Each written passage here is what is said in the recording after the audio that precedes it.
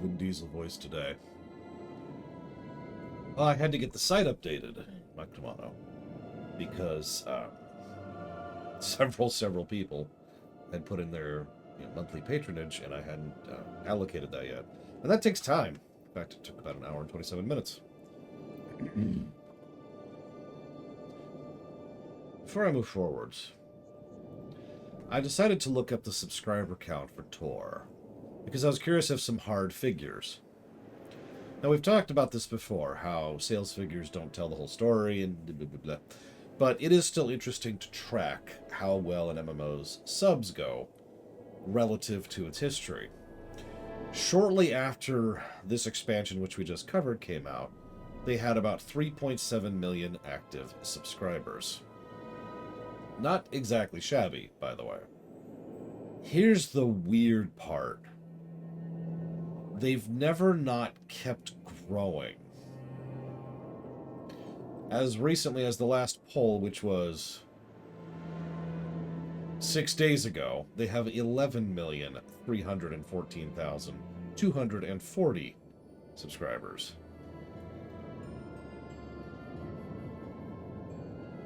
Now,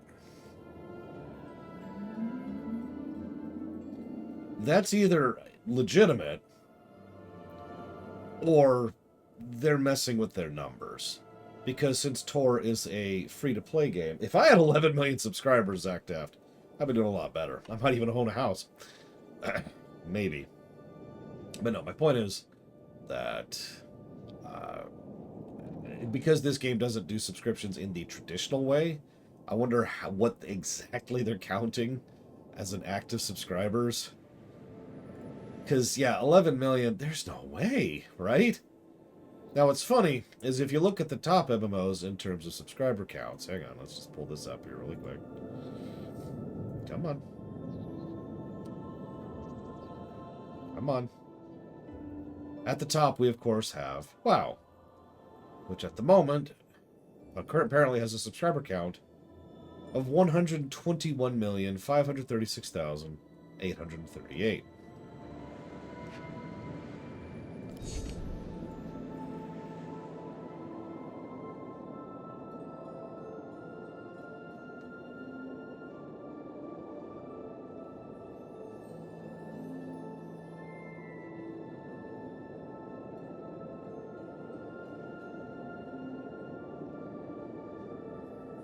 No, if one person has 3 accounts, that counts for that's 3 is what that counts as, not 1.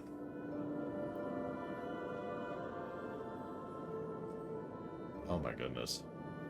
That drop in player count. Good God. This is actually funny looking at these figures. I don't know if these figures are accurate, because who knows, right? But supposedly WoW is on top with the most. And then Destiny 2, of all things. And then Final Fantasy 14. Old School RuneScape. Warframe. Roblox. WoW Classic, which they are, of course, counting separate for some stupid reason. Path of Exile, which shouldn't count at all. ESO. Star Citizen, which I roll to disbelieve. Elite Dangerous, which super doesn't count. Guild Wars 2. Lost Ark. RuneScape. New World. Conan Exiles. Black Desert Online, and then Tor. Well, yeah, Destiny's player base is the Halo fan base. That makes sense. I actually don't like Destiny that much. Don't hate me. I actually played through Destiny 2's vanilla campaign with me and my friends, and we were like, yeah, that's good. And we haven't gone back to it since. And we won't. Star Trek Online is 31st. On this thing. Just below Lotro. Oh, that's insulting. But anyways, Lotario's like, please answer my questions. I'll never answer your questions, Lotario. Never. So how do we start an uprising? Well, that was choppy for a second. Still a little choppy. What in the world?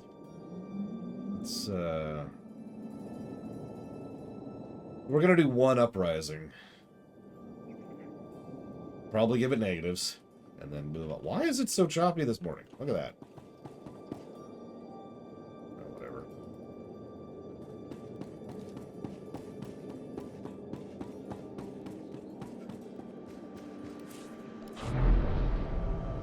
Have I done all the companion recruits? Asks. Oh, let's not talk.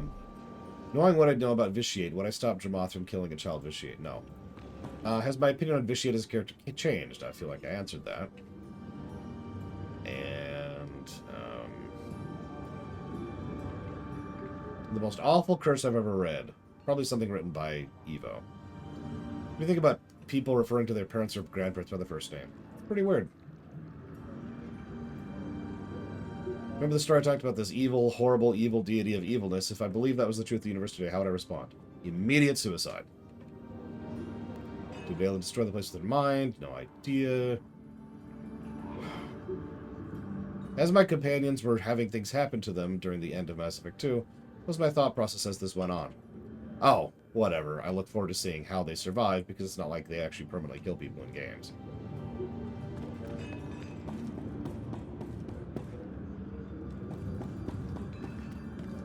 Listen, Evo. You remember that horrific curse you came up with, which I don't even remember the details of, and don't want to hear it, because it was too evil. That's probably one of the worst curses ever. Alright, let's go to Fleet then. It's just weird. It's weird not having a quest, too.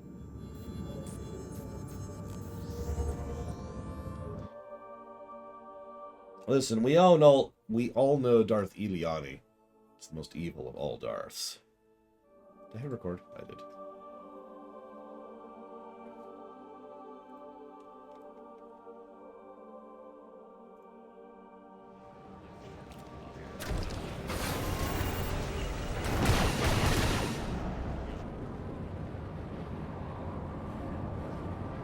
I anticipate it will not be good, Arcana. Okay, so my guess 1 is no. My guess number 2 is they try, fail, and that makes it worse. So they make the curse worse. But my guess number 3, knowing Evo's writing style, is they try to cure it, and they think they'd actually cured it. And everyone's like, yes, we're cured of this horrible curse. And then it gets worse.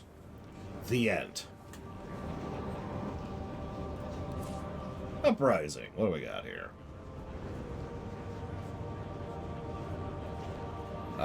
Anybody in chat want to pick a specific uprising?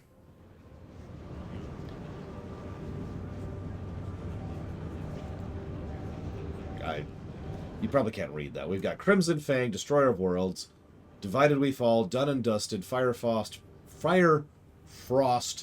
Fractured, Inferno, Landing Party, Trench Runner, and Trial and Error.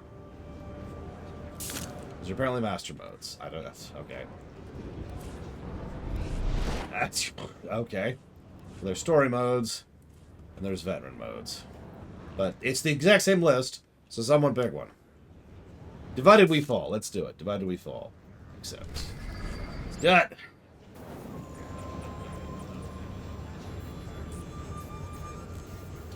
So Solar Galaxy asked an interesting question the other day. Does my concept of the Force follow the every action has an equal and opposite reaction? For example, if you force pull the moon, you getting pulled to the moon because you can't pull it to me? No.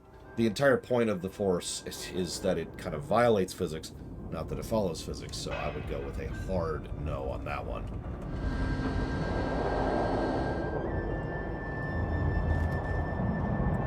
So hang on. Give me a sec.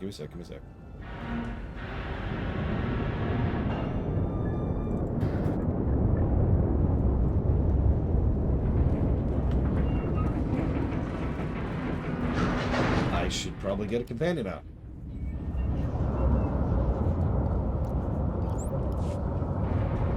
Hey there. Let's see how this is, shall we? Apparently, Divided We Fall is Coruscant. Go figure. Tonight, on top door. Oh, I like that, top door. Attention all units. Security breach detected in Sector G. Do not leave your posts. Reinforcements are not required at this time. Let the Cathan handle the intruders.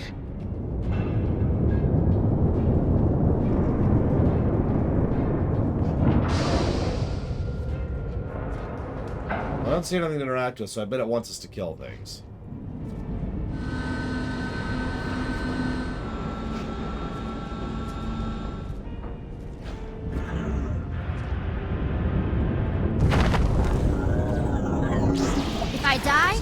going to haunt you.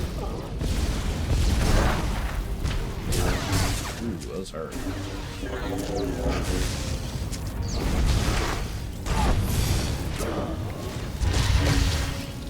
Probably just endless screaming. Just... This thing has way too much health. That's really funny to me, Evo, since not only does Desolation have a way to avoid it, and it's not absolute, and it's eventually cured, as compared to, like, your curse, which has none of the things I just mentioned, and never mind the inordinate number of curses in fiction, which are never cured. It's just eternal damnation. So, what the hell, Evo?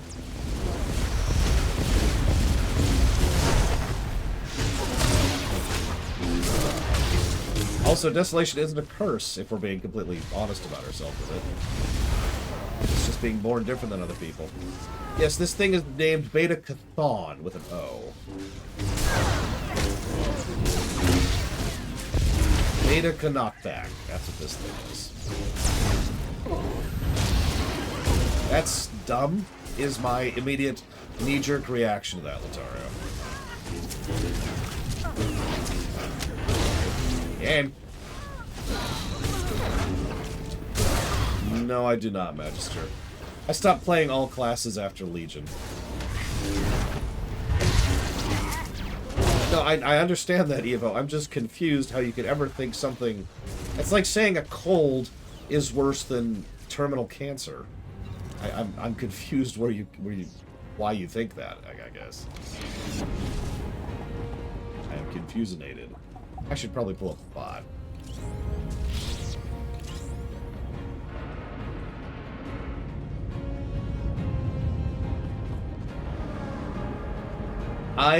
We don't have an objective other than eliminate the rogue members of Coruscant Security.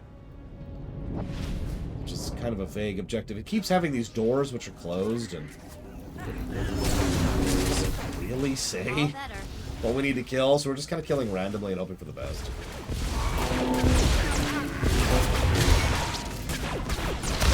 Was the Scarlet Crusade ever good? Actually, yes. When Dathrahan first founded the Scarlet Crusade, it was a bit of a militant organization, but it was still an organization for good. Then Dathrahan got replaced by an Althrazim named Balnazar, and that was kind of that.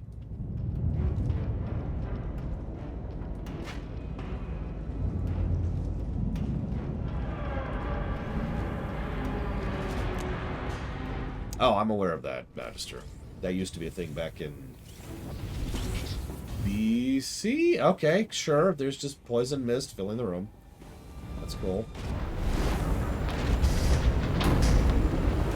I mean, if you count undead as people, crazy horse. Just undead being people. Ridiculous nonsense.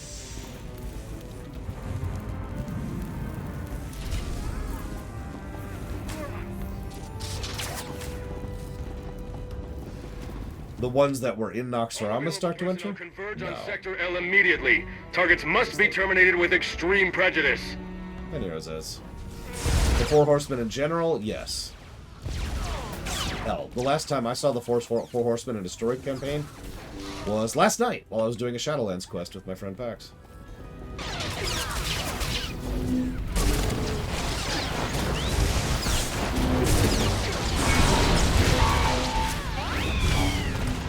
Was what good? Oh, the quest? Actually, the quests have been kind of interesting. And they've stopped having that stupid bug. Either that or they fixed the bug in general. I'm not sure which. That being said, if you're wondering why I'm jumping so much, it's because I'm expecting to glide. And I keep thinking, oh yeah, I'm not playing a demon hunter.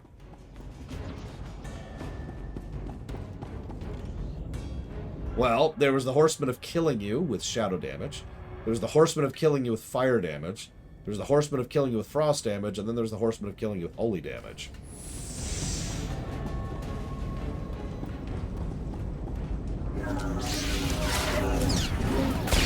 Also serving as this interesting lore plotter For years and years and years and years, people kept saying undead can't use holy, and they were always wrong. And I told them they were wrong for years and years and years. Nobody ever believed me. And then when they finally came out and officially confirmed that, it was like, oh, yeah, it's almost as though I was right all along. But forgive me for sounding kind of ugh about that, but that is a recurring trend for me when it comes to discussing Warcraft lore. Nobody better mess with us now. I cannot tell you how many times I have said X, Y, or Z about Warcraft lore, and people are like, nah, it's not a real thing. But it is. I'm right.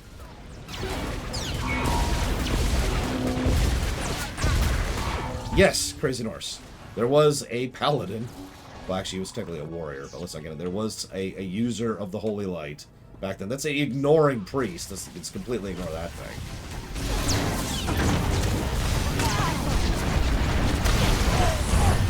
No, very few people ever claim I'm right. That being said, that's not true.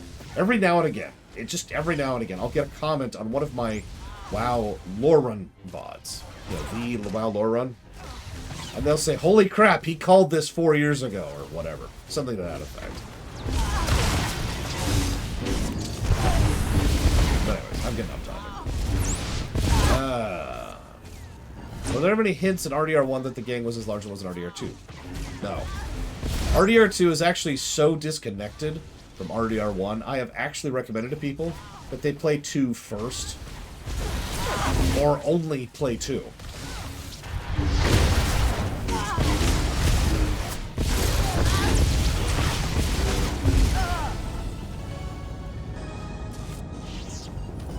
I suppose it's just... You were behind this.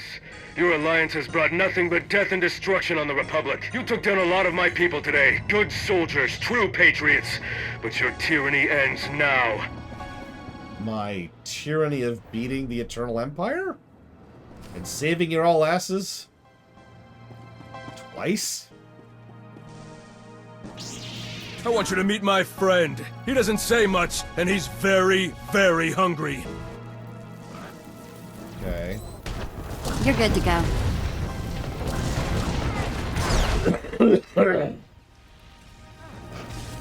True enough, Crazy Norse. True enough.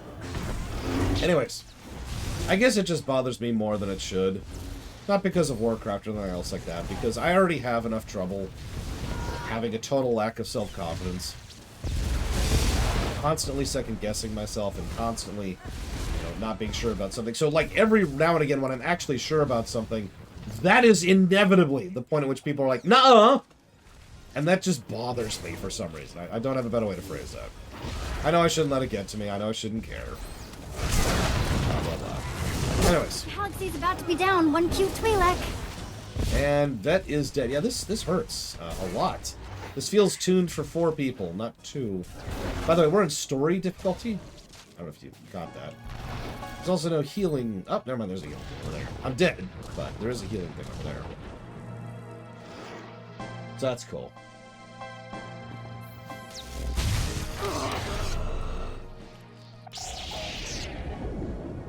Yeah, I don't want to picture this on they have more health and damage mode. Because, that's what that would be.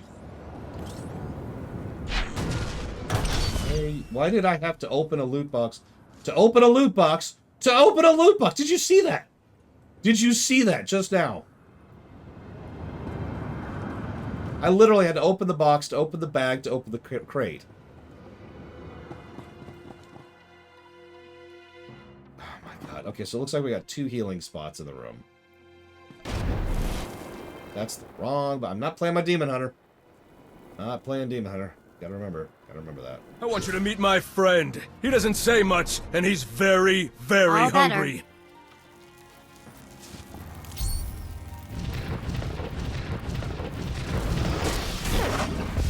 Oh, I actually get some boss bits going.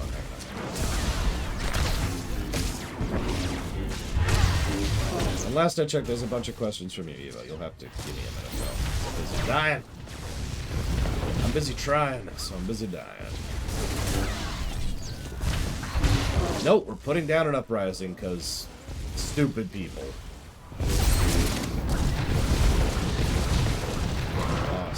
Boss. Went random. There.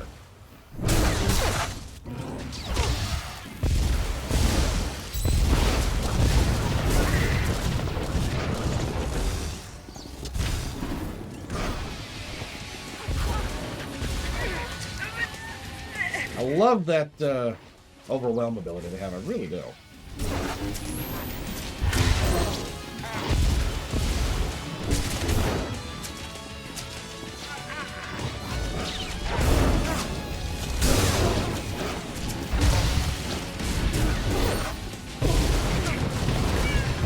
Well, because screw you.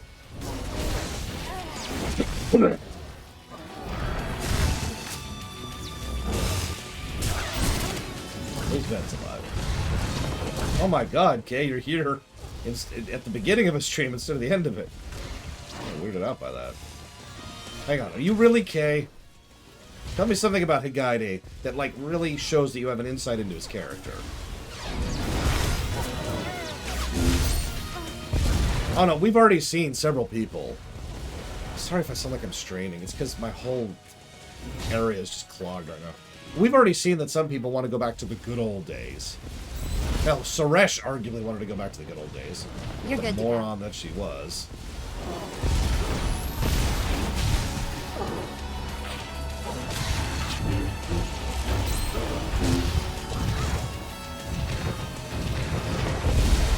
Oh, yeah, I accept that. That's actually okay.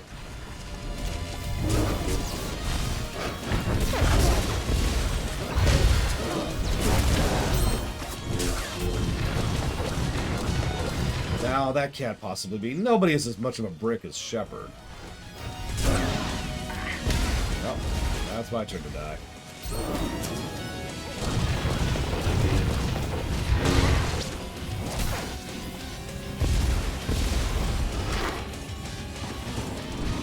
No, Suresh is extremely dead. Killed her myself. Got applauded for doing it, and I'm overwhelmed. This is gonna kill me right here.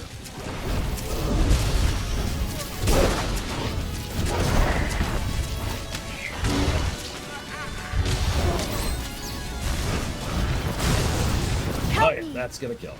Yep. Yep. Too many knockbacks, knockdowns, and overwhelms.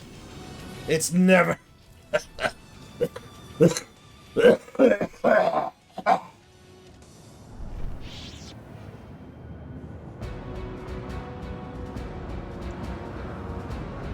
I'm already tank. Oh yeah, she was nostalgic, prisoners. She's dead, but up until the moment of being executed by me, she was dead. She was nostalgic.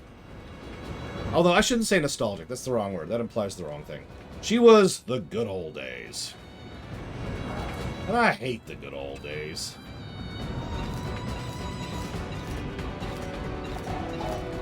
Anybody who really thinks things were better back in the good old days is what my niece would refer to as super sus.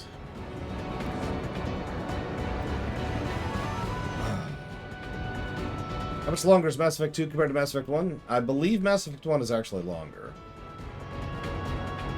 Is the light good, or do people just use it for good? In the AU, the light side is definitively good. The EU...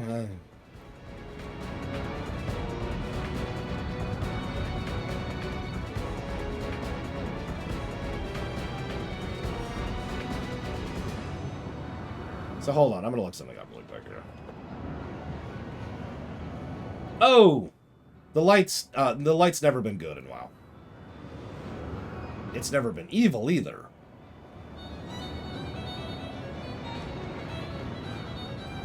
Most energy sources in Warcraft setting are just, they're exactly that. They're not good, they're not bad, they're not in between. Hell, even Fel is not technically evil.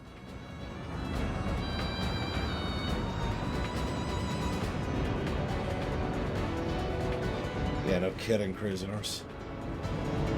You know what I have right now that I didn't have in my lifetime? Regular and dependable air conditioning. I could point to a lot of different technological advancements, but the mere fact that I have air conditioning, as opposed to not having air conditioning, is the only quality of life change I need to point to say that things have generally improved in my life. In my lifetime, I mean. Okay, so there's the gas, there's the lieutenant, here we go. Oh my god.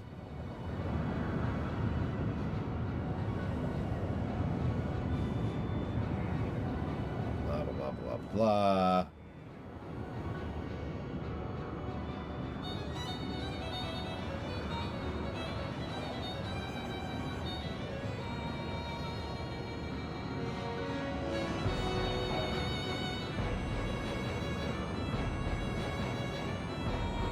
Wow. No tips, no tricks, no nothing. The boss hits hard. Has a knockback attack. You should kill the ads. And you should avoid the fire. That's it. We haven't even hit phase 2 yet, by the way. Nobody. What you were listening to was a song from Radiant Historia. I have to look at the name, though. The Edge of Green is the name of it.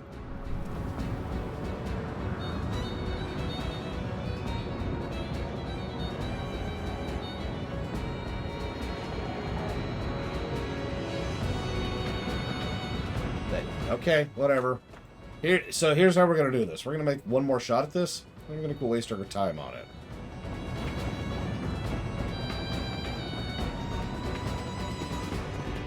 I mean, we're not using any mods hazardous, but that does sound awesome. Oh, and someone asked for server 1. I think we're on Starforge? I think? Don't quote me on that. What? I'm going the wrong way. Where the hell am I? I guess we're in. Let's see. In the WoW mod for Crusader Kings 2, you can learn to use Fel and Void powers, but there's always a chance your soul being corrupted. How accurate is that? Very accurate. So the reason I say Fel power isn't technically evil, and it isn't, is because Fel power is corruptive and inherently burns fuel in order to operate. What Fel power uses for fuel is soul. That could be your soul, that could be other people's soul. But you could see how, if you're actually looking at it for a second, while obviously it is very inclined towards evil, it's still not actually an evil energy by itself. Which is something I like about Warcraft in general.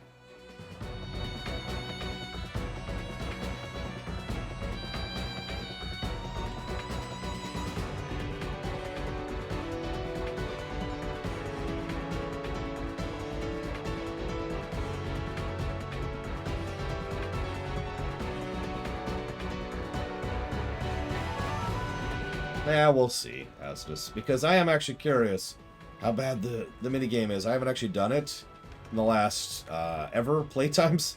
Like, that's not true. The only time I ever actually did the planet scanning minigame for real was in my very first playthrough. What? Crazy Norse? I couldn't hear you over me falling asleep. Because, for those of you who don't remember, anytime you New Game Plus Mass Effect 2, you start off with a crap ton of resources. Enough to do all the things you need to do. So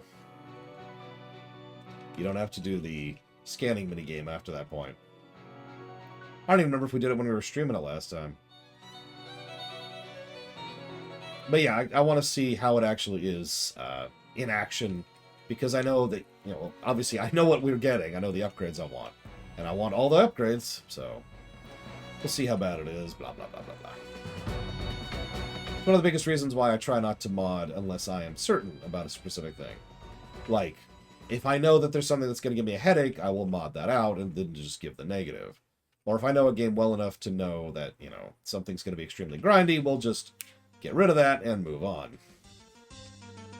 But unfortunately, I'm not sufficiently familiar with Mass Effect 2 to know that off the top of my head, despite having played it multiple times, including on hardest difficulty.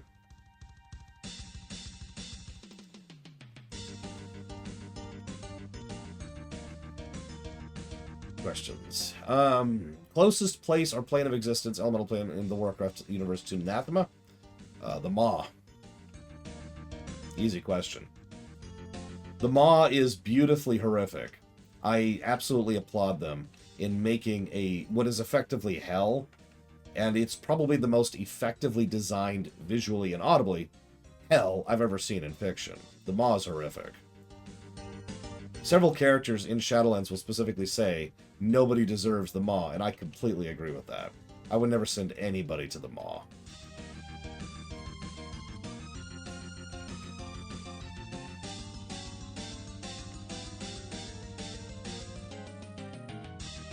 Let's see here. Do the Lavari have a homeworld?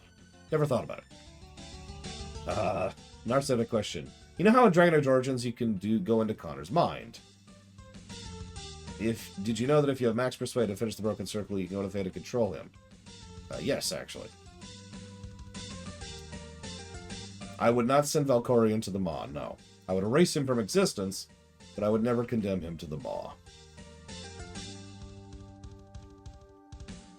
Did I think Valkorion was possessed before or after the 3... I already answered that one, actually. Delete.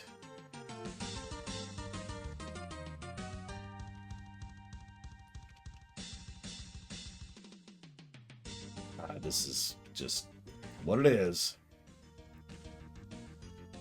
It's okay, we're almost through phase 1, as long as everything doesn't fall apart immediately like it's probably going to do. Yes, it was Narset, but I keep those questions in the queue until people are there. Also true, Crazy Norse. As tempting as it may be to eternally torment your enemies, please remember, that means they're still alive. Or whatever. Better to just...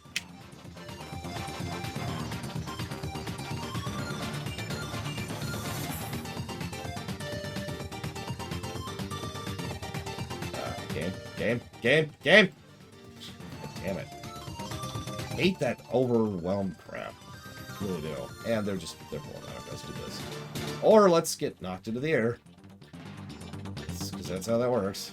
Good morning, Shadow Machine. And let's get overwhelmed again, because that's how that works.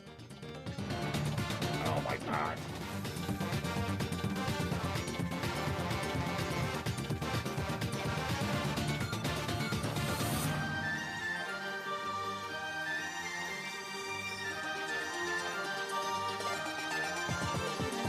So I'm thinking at least one negative for this. Excuse me, 2 negatives for this. What are you guys thinking? It's a shame, because we've given so few gameplay negatives to this expansion.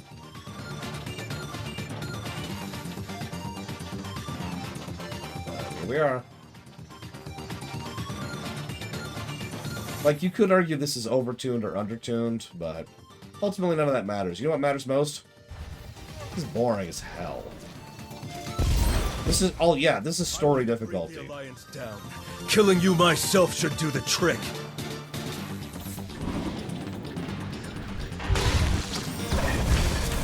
So, phase 2.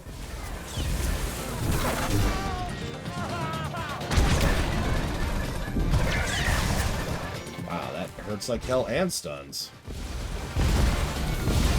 They're all pretty much identical, prisoners.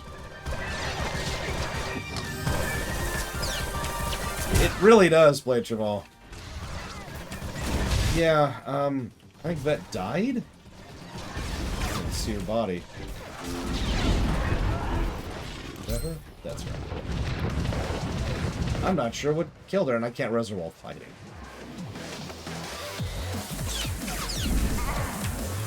Okay. Well, enjoy the Iokath. I'd gladly plead for the Republic.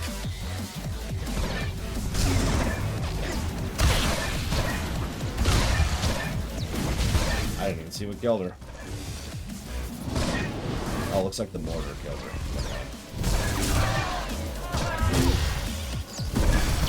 Anyways. No.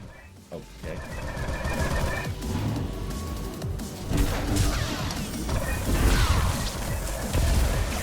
Can't wait to not play Shadow Machine. I haven't even played Arceus yet. Whatever. I was actually asked this morning, is Pokemon Violet funded yet?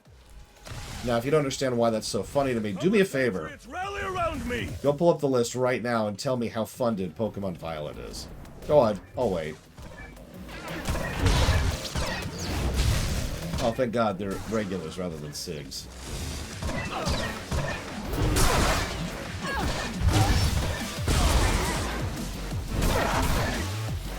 This guy has 1.3 million health.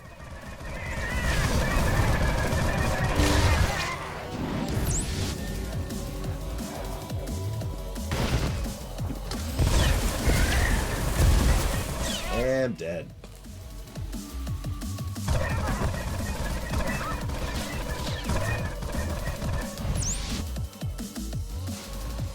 I'd gladly bleed for the Republic. Is it possible, given how powerful and force sensitive he was, the reason Vitiate was a demon spawn as a kid was he drew on the dark side heavily even in the womb? Well, considering that's not how the dark side works in Tor's verse, I would say no. I think it would be more accurate to say that what would have caused that was him drawing on the force that heavily, light or dark. You're good to go. So, that was Uprisings. Hope you enjoyed.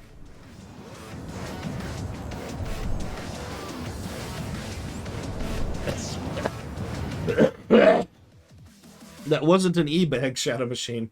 I was just pointing it out because I was asked about it this morning. No, that wasn't fun at all. That was terrible. We're never looking at those again. Good God. What was that nonsense?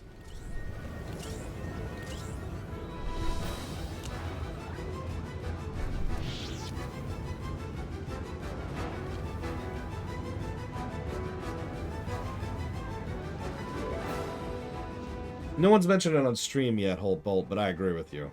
Which is a shame, because it looks like Jack Black is actually acting.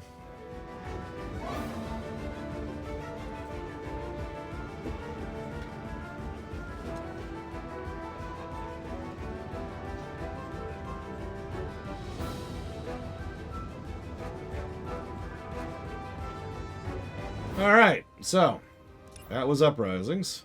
Ended. Guess I'll go to my ship. While I head out, thank you, Shadow Machine.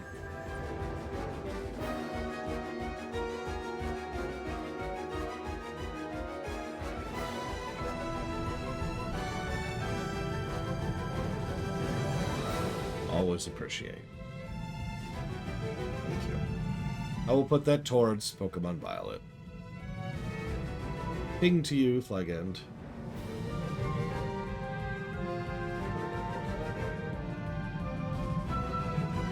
Alright.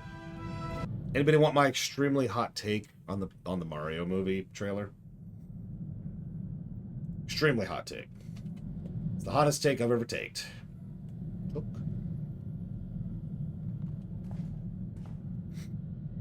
So, I gotta explain this a little bit. But I'll give you the hot take first. I am completely neutral on it. I am at 0 on it. Now you're probably thinking, so now let me explain a little bit. First of all, Illumination sucks. No offense to anybody who likes Illumination, really. Illumination is so bottom of the barrel when it comes to animation studios. They are so lowest common denominator. They are so crank out the cheapest movie. I'm just going to emphasize that again because it's so important. Just the cheapest movies they can to try and maximize profit potential without making a goddamn movie. Their most famous movie is Minions. All the Minions. So, I hate Illumination Studio. They are...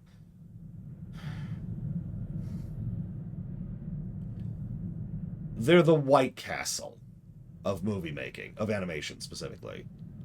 So, that was immediate downturn. First thing. First strike against them. Second strike against them is the fact that, by every account I've read, it was an executive decision to get Chris Pratt on board in order to try and generate hype and buzz for their film. Now, if I need to say that again, there were movie studio executives who didn't believe people would be interested in a Mario film, that there wasn't enough marketing buzz around Mario, and therefore they needed the star power of Chris Pratt to help sell that. Now, yes, I know, Nintendo's actually been pretty cool with Pratt by everything they've said, and Pratt himself have said that he's actually looking forward to this, but the initial decision was, we need star power to sell this. Strike two. I know, right? I remember that sketch. Actually, I suppose that's it. Those are the two strikes against it. But then I watched the trailer. Now, if you're paying attention to how I tend to do these things, we're at -2 right now, right? The first of all, it's like a 2-minute trailer, which is actually a pretty decent length. But the first thing I'm going to mention is the trailer wasn't a typical trailer. What I mean by that, in case you've never heard me rant about this endlessly, is there's 3 templates for trailers in Hollywood, and there has been for years, and I hate them. I hate them with every fiber of my being. They are so goddamn patterned and paint by numbers that you can literally predict what a trailer is going to do, even if you've never seen it before, because it's following one of those 3 templates. I hate it. I hate it to death. This was not one of those 3 templates. So that's already a mark in its favor, because that's actually more rare than you'd think. Then, the trailer actually got a laugh out of me. Now, I'm just going to spoil this for a second. What happens in the trailer is Bowser and the Koopa Troop start approaching some like frozen-looking palace place. And Bowser comes out, he's like, and, boy, Bowser. And these penguins pop out, which are a recurring character, a recurring enemy usually in the Mario setting. You see them a lot in Yoshi's Island. The penguins pop out and they're like, all right, we're going to horrifically kill you and show you our fury. Yeah! And they throw a snowball at Bowser.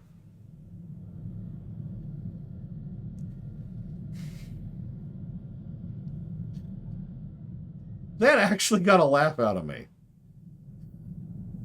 I probably shouldn't even admit that. Yeah, the penguins go back as far as... No, Yoshi's Island was before Mario 64. My bad. I'm not sure when they started. Yeah, and then Bowser fire breaths. And pretty much, I'm with it, right? So all the negatives have started to be covered up by the neutrals. Then we get to Chris Pratt. Now, I'm just going to be blunt. This was another negative for me. Chris Pratt's I don't want to say he's a fine actor. Chris Pratt is one of those actors that does Chris Pratt playing Chris Pratt things.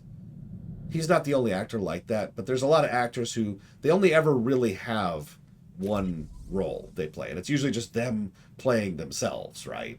Like they're just them, and you just hire them to play them. Chris Pratt is one of those. He's always playing Chris Pratt in everything he's been in since forever, right? Yeah, like Ryan Reynolds is actually a good example of that. No, Nick Cage tries to do artsy films to branch out a bit. So Chris Pratt was just playing Chris Pratt. And he doesn't sound like Mario, and he doesn't sound good. And it's disorienting as hell seeing Chris Pratt's completely ordinary, no acting whatsoever voice coming out of Mario's face. It's another negative. But then, I actually liked the bit with Toad. And I'm going to admit that the visuals look like they actually put some goddamned effort into them. Which, if you're wondering why I'm even mentioning that, remember, Illumination is the cheap studio. They tend to go for the cheap crap. You should look it up sometime if you don't believe me. They tend to go for the mass-producible, very easy to animate, very low texture quality, very low lighting scattering. Just the kind of crap, no offense, Kay. Kay could make better CGI than a lot of Illumination movies by himself. But this one actually looked good. Like, the general visuals looked like they put real freaking effort into it.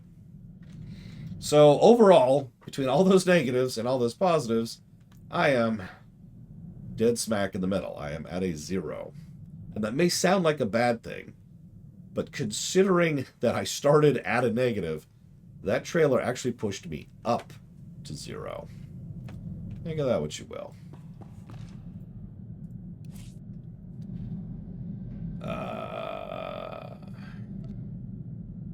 Iokath, that's what I want, right?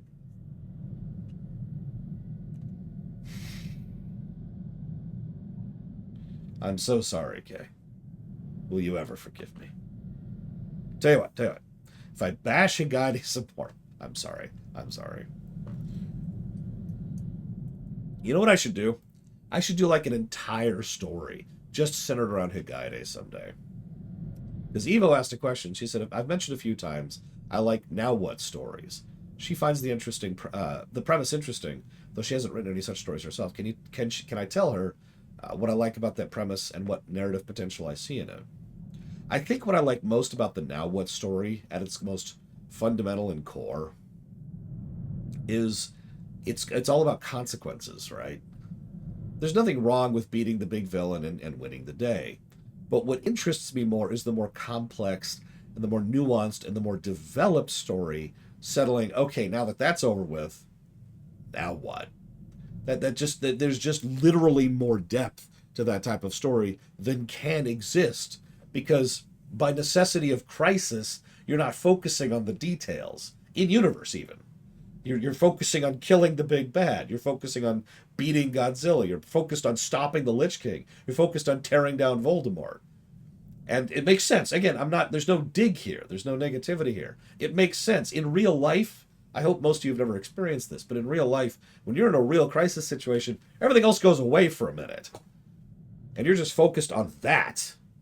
And getting this and dealing with it. Okay. Now what? So that's what interests me so much about it. And that's why we should do a Now What story with Higgaide. I'm not actually joking about that. I think that'd be a cool idea. Commander, you're needed in the Alliance war room for a status update.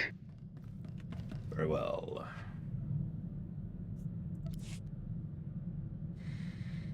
I haven't actually... Okay. Oh. Seen the Kung Fu Panda films, Latario. Well, I've seen bits and pieces of them.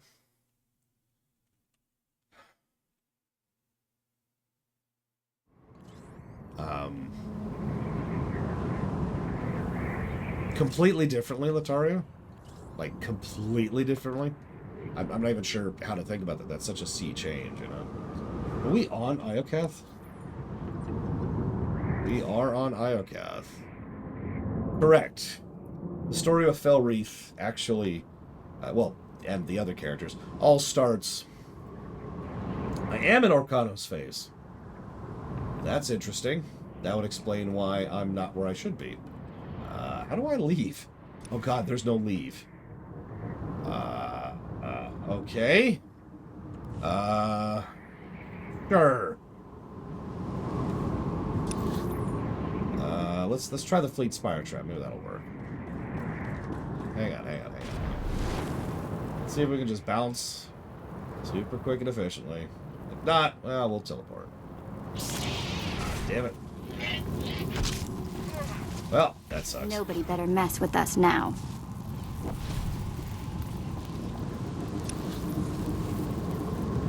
This place.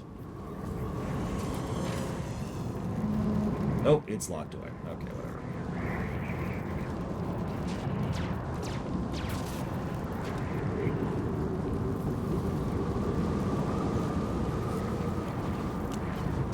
Interesting, guys. I wonder why.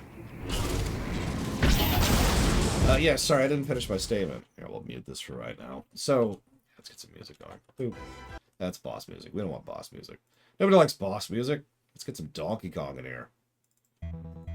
So, the idea is, for those of you who haven't heard, and for the 3 of you who care, those are weird-looking droids. Am I still in combat? I am still in combat.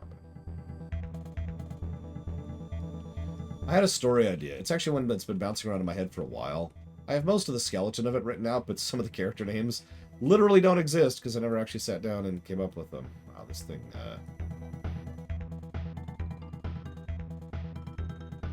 Okay. I can't interact with those.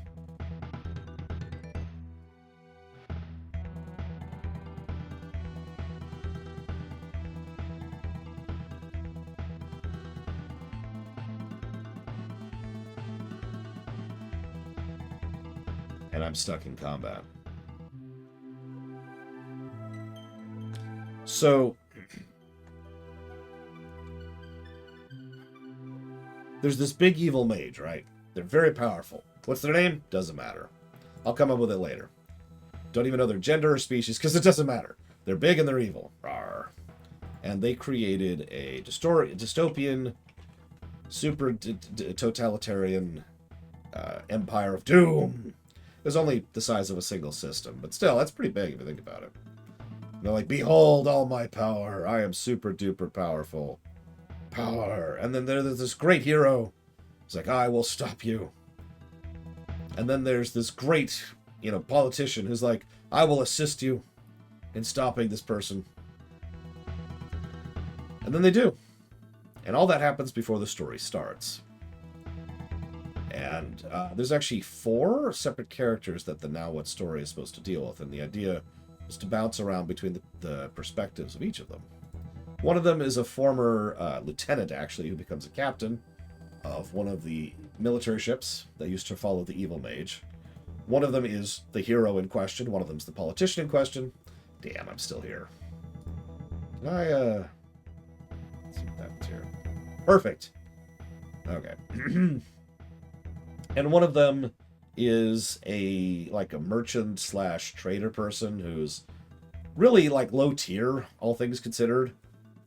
They're not really all that substantial, but because they're one of the only people who's kind of left over, let me try and explain this a little bit better. So there's this really big backlash against all of the merchant groups and trade companies that did business with the evil empire and with the evil mage. Hey, what do you know? So they all tend to lose business and lose customers. Now, this merchant dude who the story follows, he didn't do business with them. He didn't do business with the evil lord. So people are like, we want to do business with you. And this dude's business just starts expanding like crazy because he's a generally nice person. So he accepts it when people are like, quick, we need a new job, or we need new contracts, or we need to ship this here. Okay, well, I guess I'll buy 3 more merchant ships to be able to okay, now I got a crew. Okay, now I've got the crew for them. And it just starts expanding beyond his means because he never wanted it to happen. Just because he is the snowball of becoming the next great billionaire or whatever within the system. And that's the 4 people that the story follows. Now,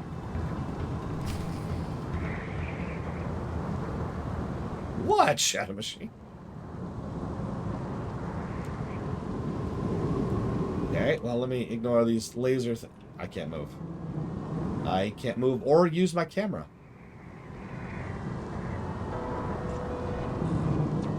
I can't open my map or use any buttons.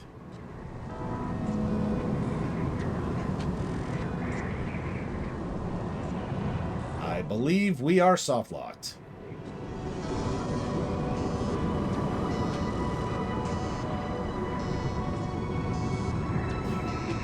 Yeah, we're in conversation, which is why we're locked out of doing stuff. Because you can't do most things in conversation. Like, I can interact with... I can only do the stuff I can do while I'm in conversation. There we go. Which, as soon as I said that out loud, I was like, oh, I just need to escape. Okay.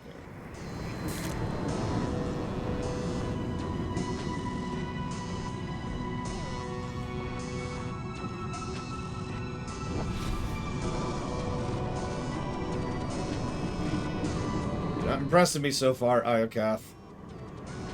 Just saying.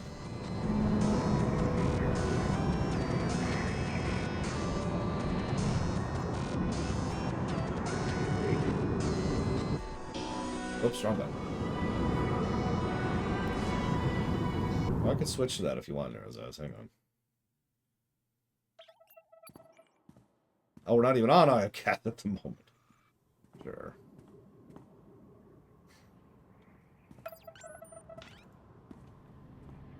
It's a good question, Evo. I can't tell you. Because that's the question, isn't it? Now what?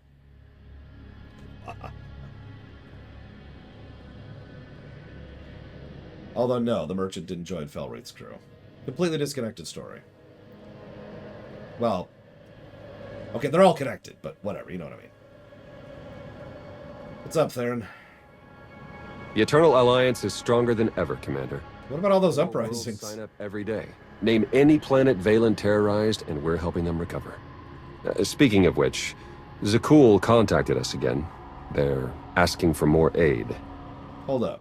What about the 5 planets that he glassed? Send them one more supply convoy, but that's it. I can't shower Zakul with gifts while other worlds suffer. I'm sure they'll understand. You're holding out on me, Theron. What's the status of our mission to Iokath? I was saving the best for last. Lana should be closing in on the superweapon right about now. Hang on, let's restart the superweapon counter, because I have a feeling it's going to start going up again.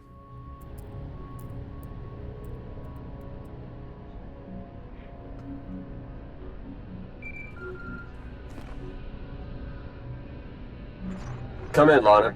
How's the radiation sickness treating you? It's nothing I can't handle. Isn't that right, C6?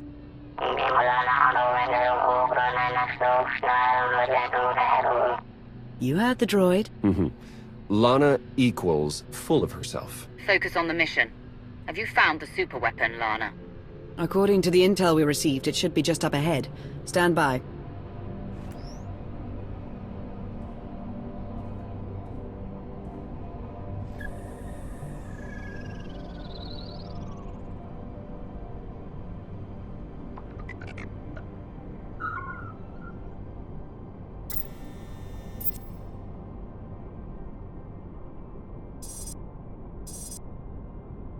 Target located. Commencing scan. Power levels are off the charts, and rising by the second. Incredible. Contact!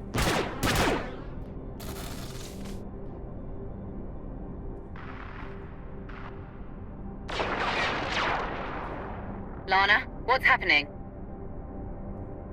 I've got company. What's the Republic doing here? Probably trying to get their hands on the superweapon. The Sith Empire. They must be after the superweapon. And they're fighting each other, aren't they? Get Lana back online. Hurry. Working on it!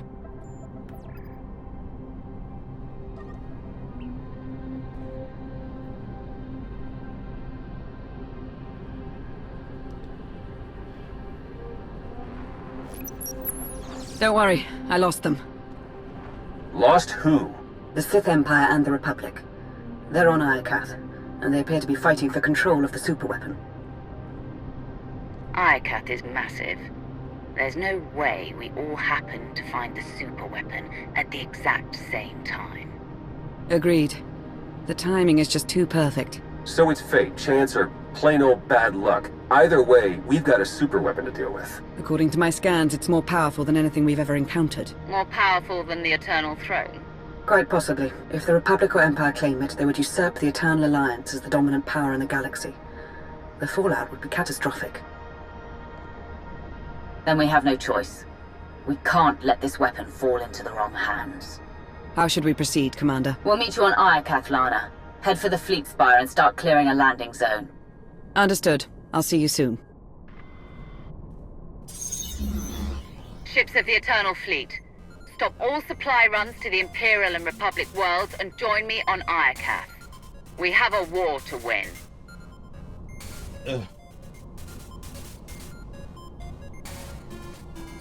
I'm sorry. I don't mean to already be negative about this, but a return to the status quo? Really? And let's send the entire fleet to deal with... We don't even know how small of a force of Republic and Imperials. You're looking as dangerous as ever. Something's wrong. The Imperial and Republic fleets aren't attacking each other. Okay, that's a decent size. No. Something is scrambling our weapon systems. It's coming from the planet's surface, near the superweapon.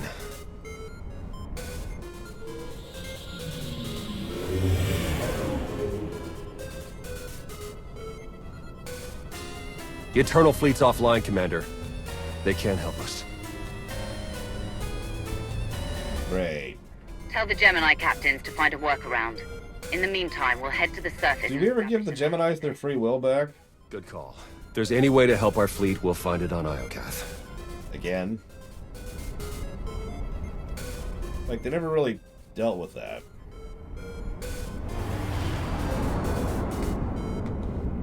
I'm with you, Shone. I really am. The Republic is a corrupt, bureaucratic mess. The Empire is the frickin' Sith Empire.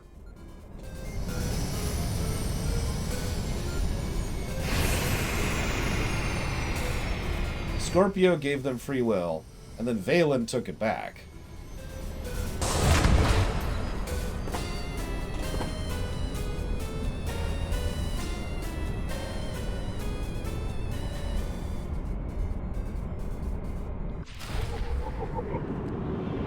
We were off fighting uprisings from the Republic and the Sith Empire because they're both dumb. So let's have some Cyber Shadow, shall we?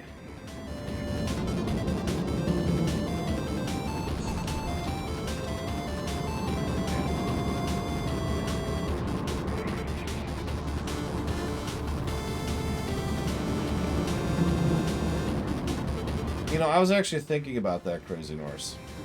And on the face of it, that's actually a really cool idea.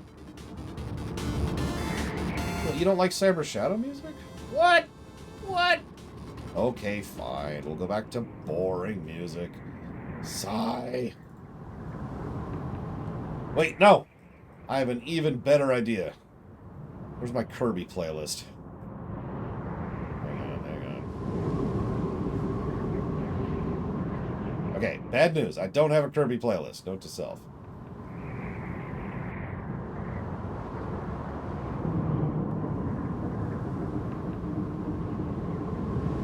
Come on. Oh, whatever. I'll stop scrolling around. Let's go with...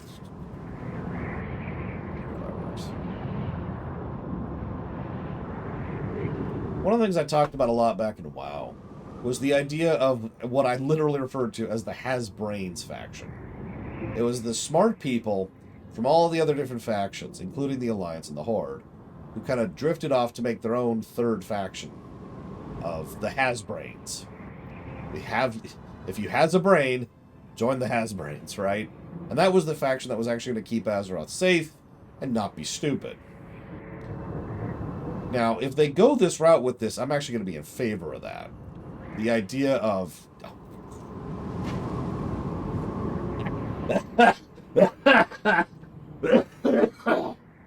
Oh my god, Zach Taft, you almost killed me there.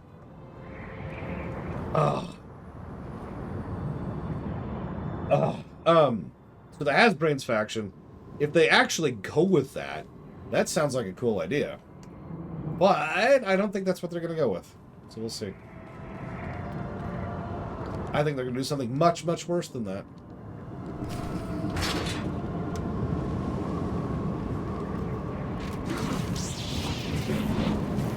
Let me give you a hand. Eliminate threats. Probe. Record. Dispose.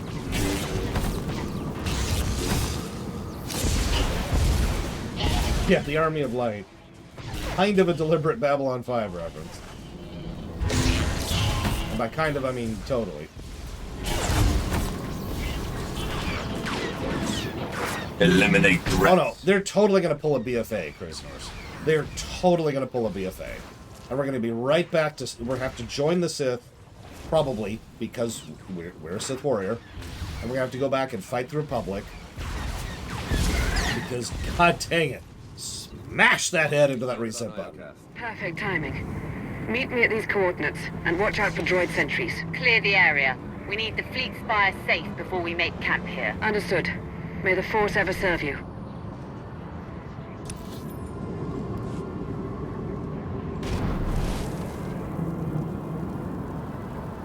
Oh no, I just had a really horrible thought.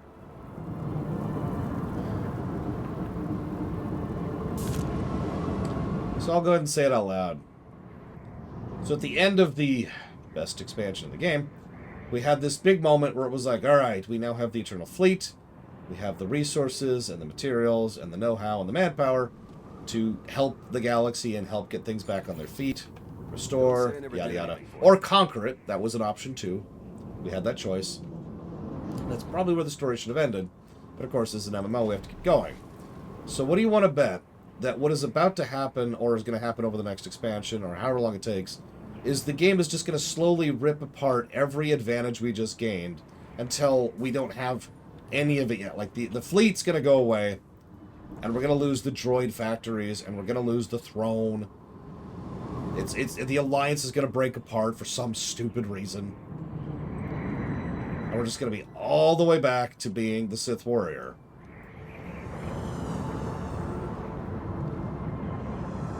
Don't spoil. It's just, God, that's totally what they're going to do. Because, and you know why that's what they're going to do? Because it is the laziest possible way, aka the easiest possible way, to Etch-a-Sketch back to the status quo. To not actually move the story forwards, and instead revert the story back to its roots.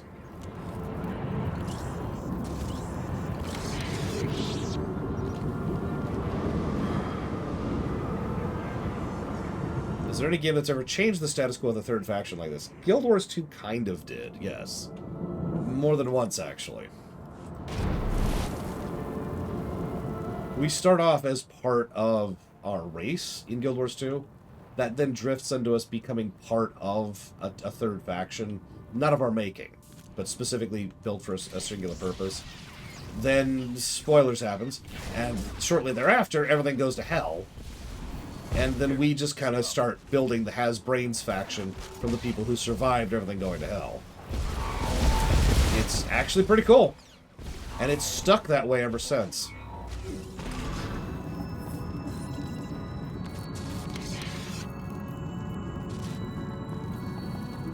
Like, they've never gone back to the status quo in Guild Wars 2. Credit where credit is due.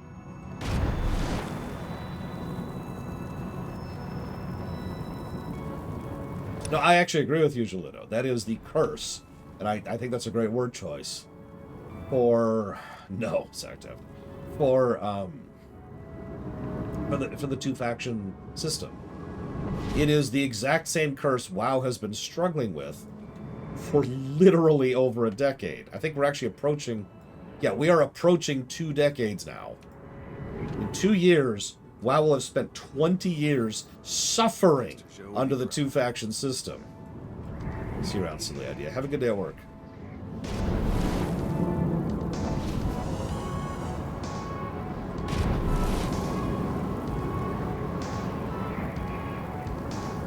The funny thing is, WoW has the easiest time doing that transition, because the way WoW does factions is actually very smart in code. I've talked about this before. WoW literally has faction flags, which means that it is within the realm of possibility to have to invent a new faction flag and to allow a player to choose to hit a switch to join that faction flag. Identify. And because of how faction flags work, you can make it so that that faction flag is friendly to all Horde characters, friendly to all Alliance characters. There you go. Done. It would be extraordinarily easy to do. This isn't even just me talking, because first of all, I've done this myself in a private server before. It's very easy to set up. And second of all, this is what they're already in the middle of rolling out, and have been for about a patch now. And they're going to roll out another version of it. So, for those of you not aware, at the moment you can actually group Alliance and Horde characters together. It's in a limited format at the moment, but you can. And they're expanding on that each patch. So the next patch, which will be going live in about a month or so, you'll be able to do even more grouping across the sides, across the factions. So you're absolutely right. WoW can and is ripping off the Band-Aid, finally, of the two-faction system. It's not like STO, where it's built into it at its fundamental core, and they've been struggling with it ever since.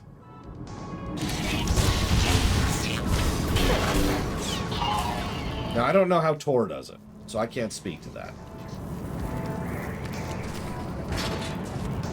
Hey, this looks weirdly familiar.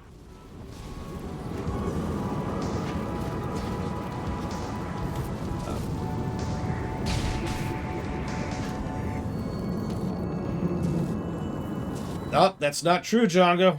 I remember those stupid, what do they call them? That's kind of cool. Amusement parks? Is that what they called them? See you around here, it says. Enjoy the air.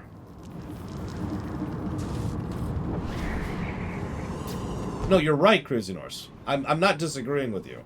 Theme parks, that's what they call them.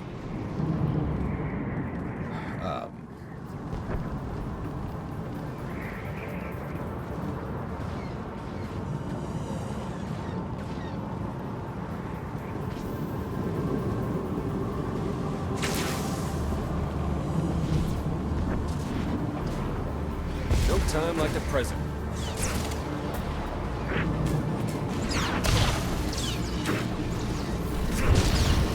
I suppose my point, Crazy Norse, is just I'm explaining specific methodology of how you can implement it, because the older I get, the more I'm interested in how you can do something rather than just an idea. You know what I mean? Like, just saying get rid of factions is a nice idea, but nowadays I'm more interested in how you get rid of factions. And what I just described is is a method in which they could get rid of factions.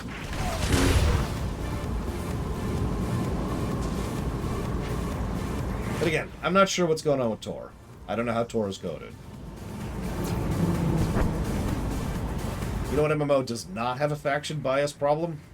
FF14. There's a lot of other problems. I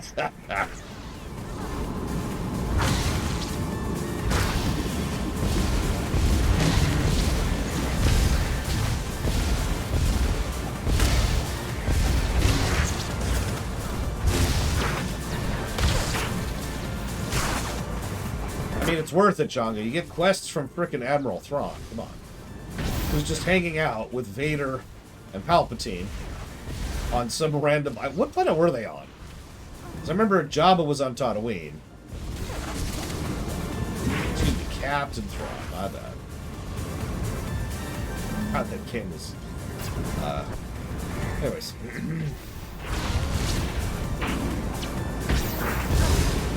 On Naboo. There you go.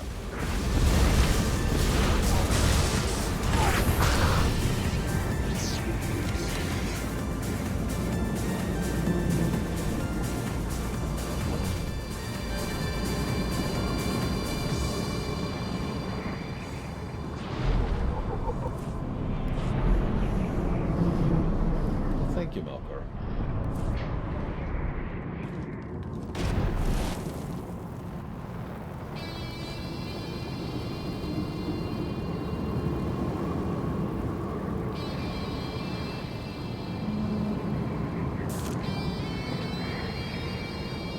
Asheron's Call kind of did Don't say I never MDPY. did anything for They you. experimented with that a bit.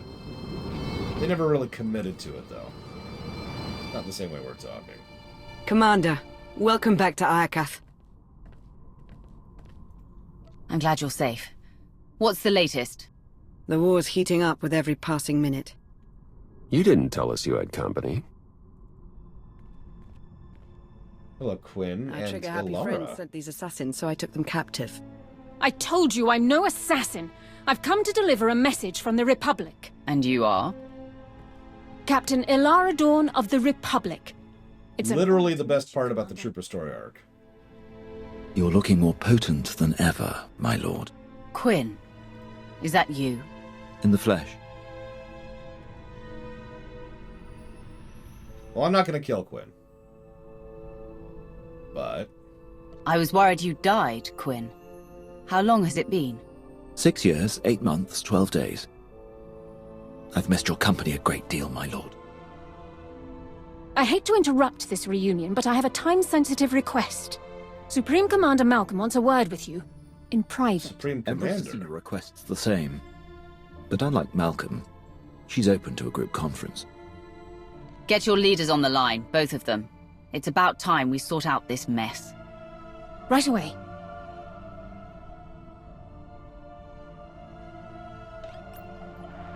Thank you for extending the Empire this honor, Commander. The Republic's glad to see you. And my son, on Iokath. Keep me out of this, Malcolm. Enough. Supreme Commander Malcolm. Empress Athena.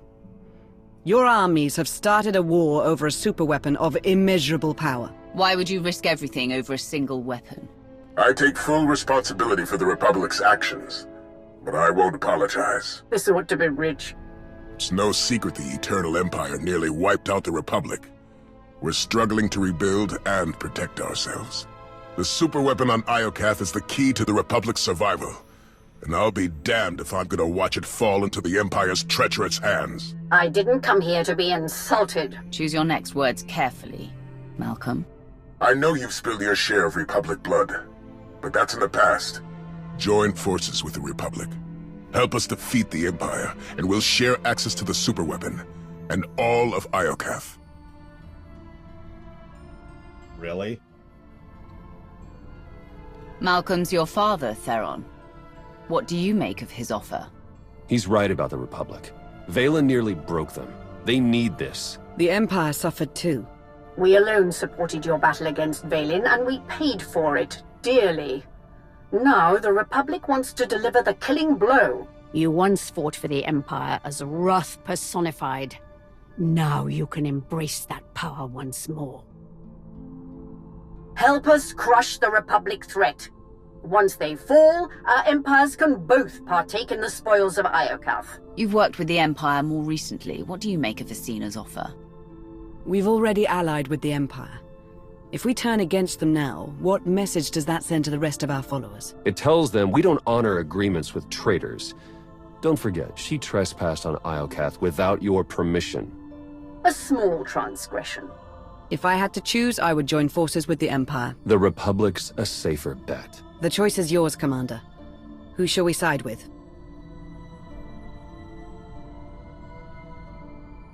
Really?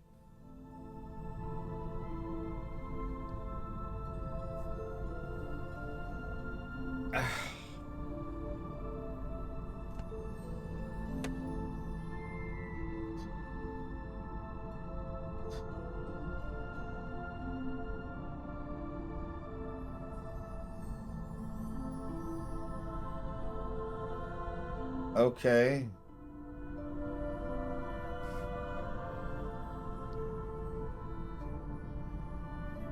Can I phone a friend? Alright, first of all, hi Scotty's beaming. You chose an interesting moment to poke in. Second of all, is there... Just spoil this for me. Is there a third option? Is there a, no, we're going to stay neutral option? Oh my god. Oh my god, I was just talking about this too. In like a 2-minute cutscene. Okay, everything that the last 2 expansions have been about, throw it out the window. This really is BFA. This really is BFA.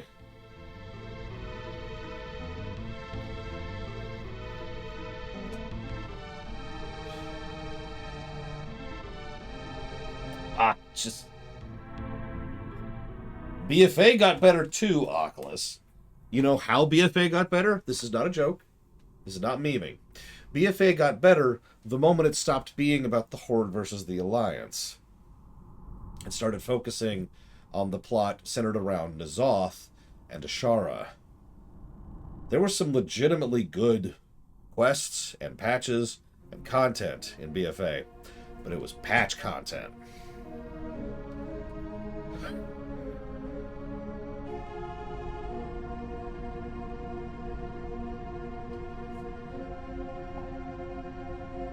Okay. Let's talk this. Yeah, Horrific Visions were amazing. I loved the Horrific Visions thing. I loved the new daily zones that popped up as a result of that. I loved doing the special bosses. I actually liked the early parts of the raid. I loved the new equipment setup they had. Alright, so here's the deal, right? There is literally no reason we would ever pick the Republic here. Now, I'm going to talk this out, but let's think about this for a second. So, first of all, the Republic is big, dumb, corrupt bureaucracy which despite having, on paper, all the advantages, was brought low by the Sith Empire twice, and the only reason they ever actually won that eventual conflict with them was because the Sith Empire was too busy killing itself to actually seal the deal. So the Republic is, at absolute best, criminally negligent. Not an organization that you want to ally yourself with at a political level. By the way, nothing I'm about to talk about has anything to do with morality, because this is a political decision. This is statecraft. So the Republic is a gargantuan mess. Problem 1. Problem 2. The Republic and Republic officials have actually betrayed us as an organization and us personally multiple times. Our career as the Sith Warrior, in this case, actually started with dealing with corrupt Republic and corrupt Jedi. Point 3. During the conflict with the Eternal Empire, the group that actually reached out to us and offered us aid was the Sith Empire.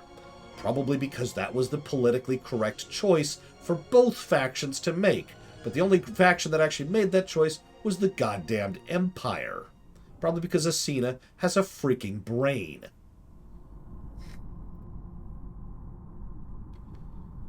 I could actually keep going. But my point is, this is not a moral decision. This is a political decision. And politically, there is no reason to join the Republic here. Now, I'm not happy about that, because I don't want to join the Sith Empire. They're evil and they're stupid. But since I have had a gun shoved into my face... We will ally with the Sith Empire. A wise choice. Sith never listen to reason. Dorn, do it! For the Republic!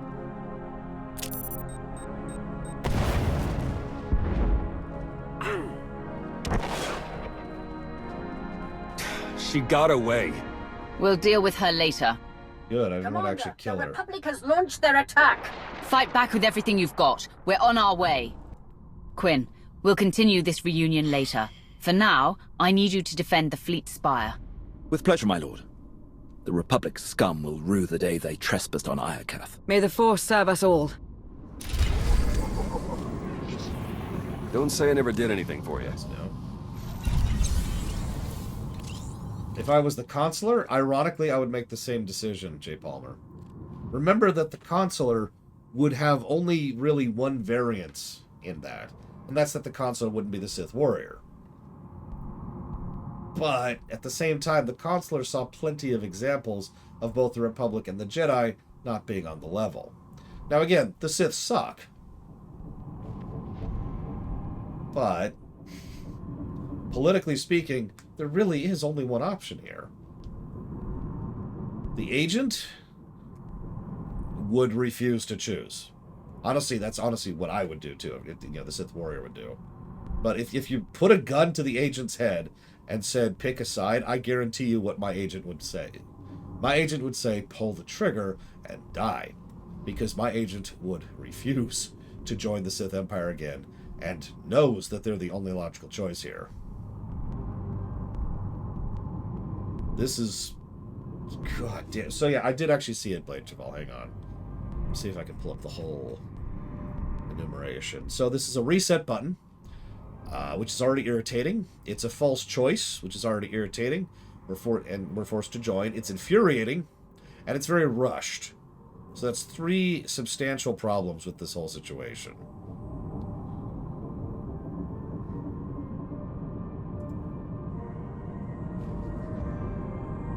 So here's what we're going to do. First thing we're going to do is we're going to give a negative to choices.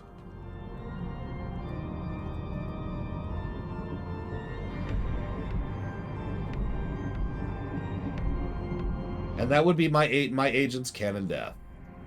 Succeeded at all this crap, and then finally someone put a gun to his head and said, pick, and he said no.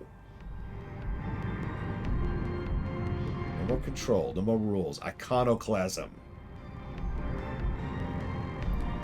You know, I haven't given any story negatives to this expansion until this very moment. What, the shot, Evo?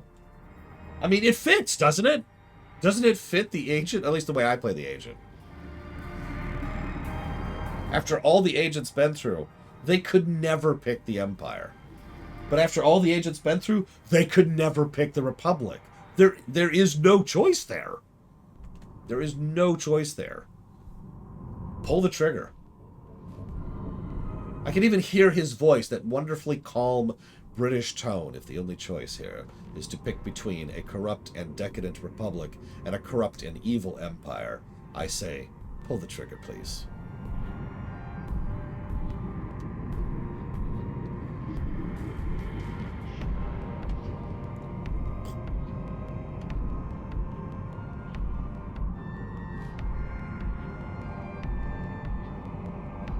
Hey, I gotta process this. Give me a second. Give me a second.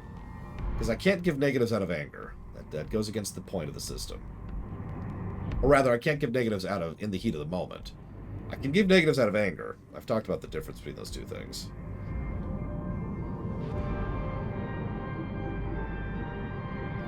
In case you didn't hear that speech, it was during Tatooine. I know, we've been to Tatooine 8 times. You do things in the heat of the moment that you regret later. But if I'm actually angry about something, I don't regret what I say or do because I'm actually angry. That's the distinction internally.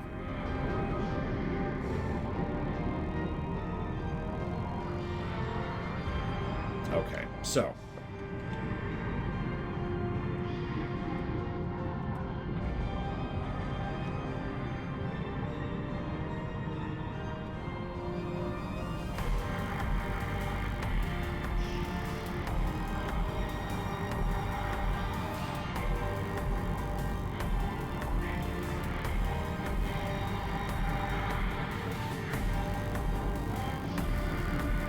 This goes right. This is so funny because we were literally just talking about this. This is the curse. Jaludo called it right. This is the curse of a two-faction system on an MMO. It is such a hindrance to an MMO. It is such a massive obstacle to an MMO's development. It has never not been. Historically speaking, every MMO that has gone with a forced faction system only ever survives if its sole focus is PvP. And even those MMOs just kind of die down to the same loyal diehards, and it just kind of drifts into obscurity every time.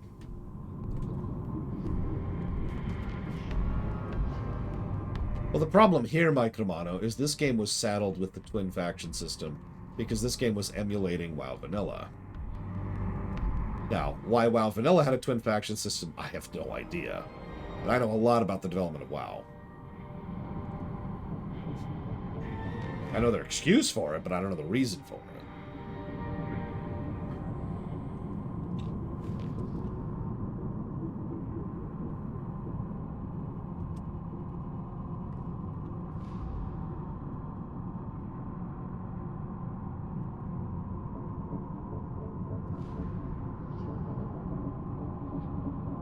I mean, that's fair, Hazardous, and I could see my agent just piecing out. Just being like, alright. Peace! And literally just turning. Walking away. That would be so funny, wouldn't it? That would actually be funnier than the shoot me scene. So imagine the agents staring at Malcolm and Asina. And they say, you must, sir, you must choose one of us.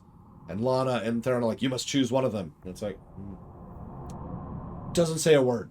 Just turns around. Commander? Commander? The two people on the holocall, did you hear him? Did he pick one? I didn't hear a choice.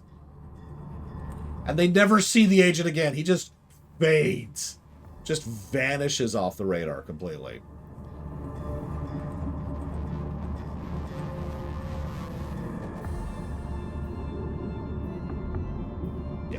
Druid form, I'm out.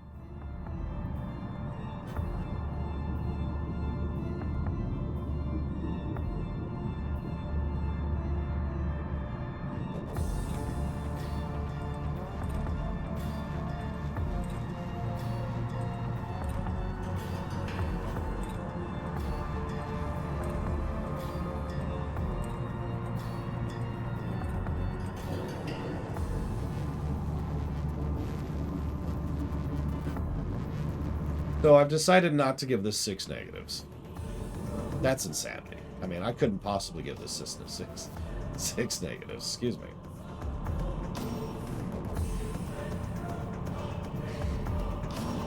What's that from, Hazardous? No, I'm actually giving it 7. But 6 of those are to story. 1 of them is to gameplay.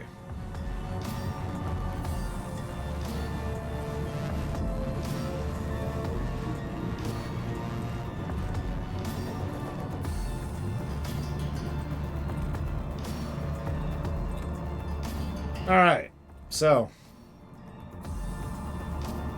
Yeah, I exactly, right, Sith Marauder? Just like, you know what? Okay. We kind of hold all the cards here. Let's go ahead and destroy the Sith and the Republic. Just both of them. Just crush them, you know?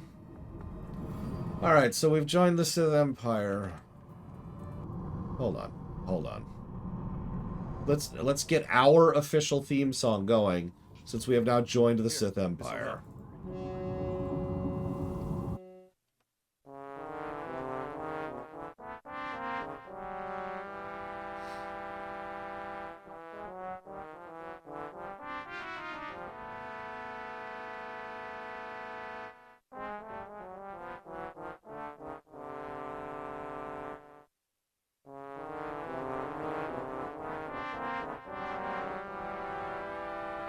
I'm sorry.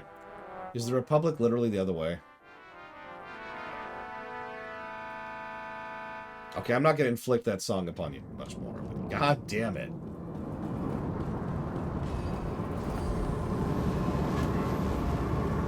It's actually from Resident Evil 1, the remaster specifically. That's right, I played Vitiate's theme song for how dumb that choice was.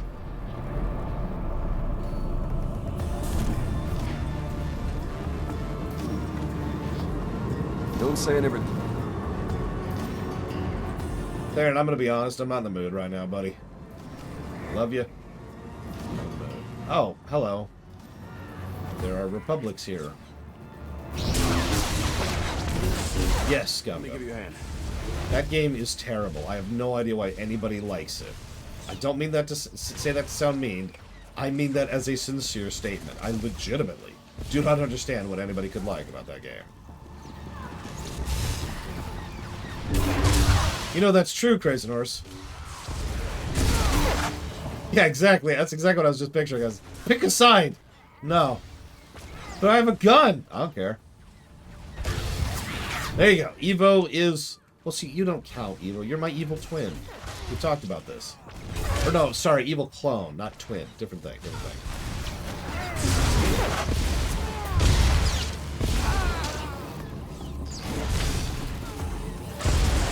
I am astonished that game didn't give you headaches, Evo, because it sure gave me several.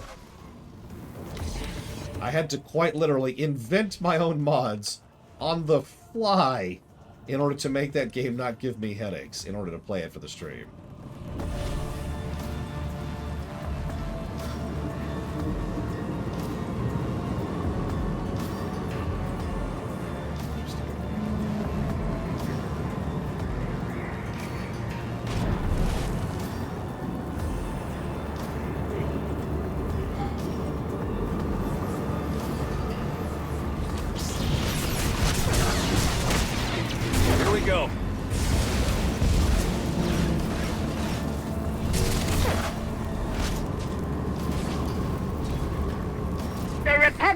They can defeat us.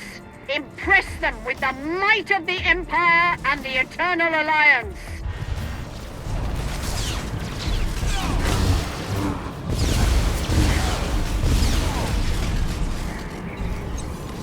Oh, nice, Crazy Horse.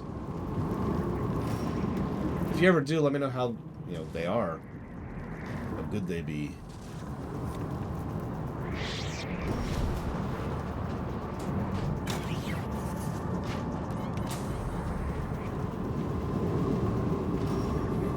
Malcolm is Theron's father and also the Trooper. The face of the Trooper for the series. He was in a lot of the early cinematics. Yeah, we're gonna need a new banner. That's what irritates me more than anything else. Do you know how hard we worked on making that banner to combine the Imperial and Republic symbols together?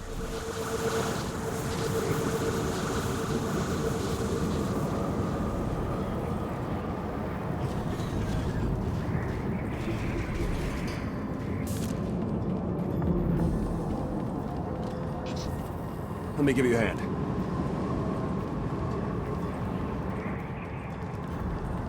Well, I don't know if Malcolm is the war crimes trooper or the boring Surya sword trooper, but, you know, he's probably one of them.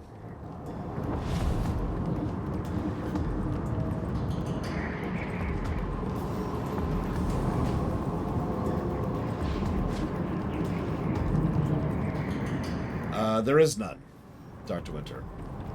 I admittedly have never thought about it that way before, but you're right. There's nothing differentiating proper vehicle. Well, I shouldn't say that. A vehicle section from the Princess Peach section. No, I'm gonna retreat on that. It has to be a vehicle section that sufficiently changes it up, because there are some vehicle sections in some games, Lotro, which the gameplay barely changes, and therefore it wouldn't qualify as a Princess Peach section. The Star Wars equivalent to Ryza? Aren't there like several? I mean, arguably Nar Shaddaa, but let's not talk about that.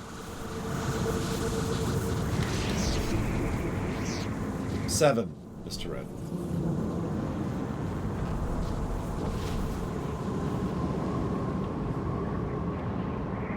We added 7.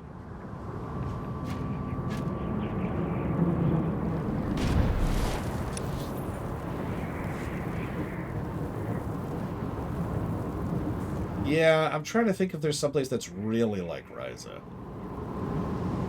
So I'm not sure there is. I feel like that says something. There's no pleasure planet on Star Wars. Here, this'll help. There's just slaves in gross places.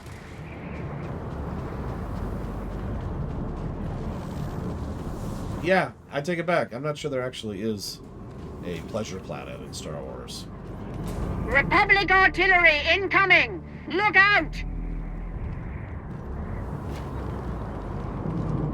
The vacation planet's Naboo. Like, that's the place you settle on. It's one of the only planets persists, but our defenses are holding strong. That, you know, I would actually be willing to stay at this stupid galaxy. Put the tire on, you know. Rise is just badly written in the show, Evo. It's not actually gross in universe, no. Anyways, sorry. Thank you, Jay Palmer. I will put that down for that game that you put it down for, which is Ace Combat 0.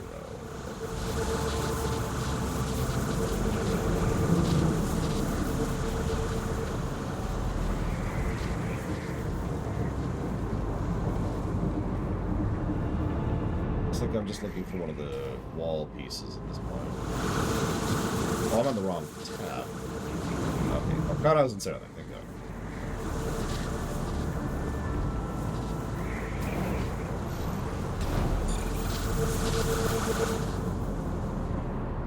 I'm not looking for wall pieces. Up there it is. I see it. I see it.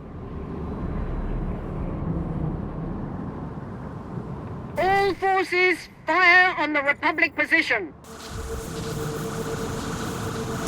Defeat the Republic Walker.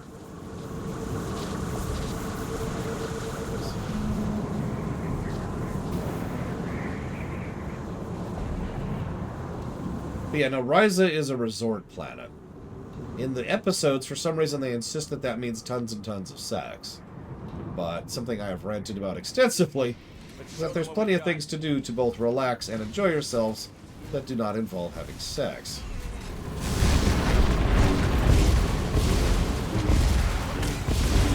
Now, they do show this on camera once. Literally once.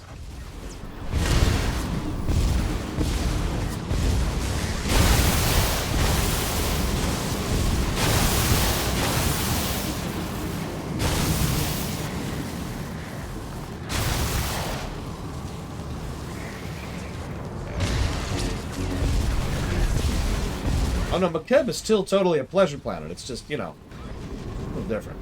Anyways, I've ever seen a choice in a game that's so bad it's good.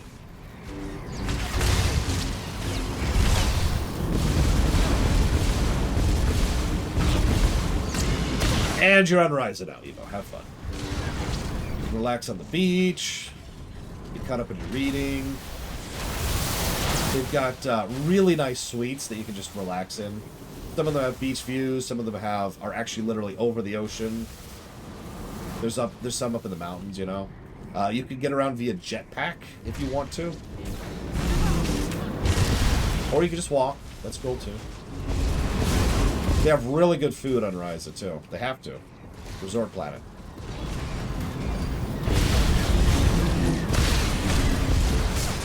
Now there's a lot of sun, but it's not actually hot because the entire planet is environmentally controlled. Let no one escape.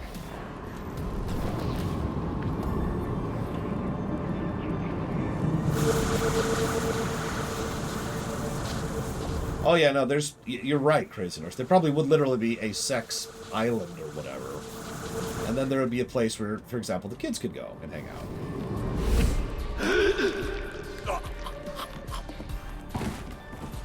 It's been far too long since I've spilled Republic blood. I haven't had this much fun since our time on Droman Kaas. And once again we stand triumphant against our foes. We have secured our base and sent the Republic troops whimpering back to their master.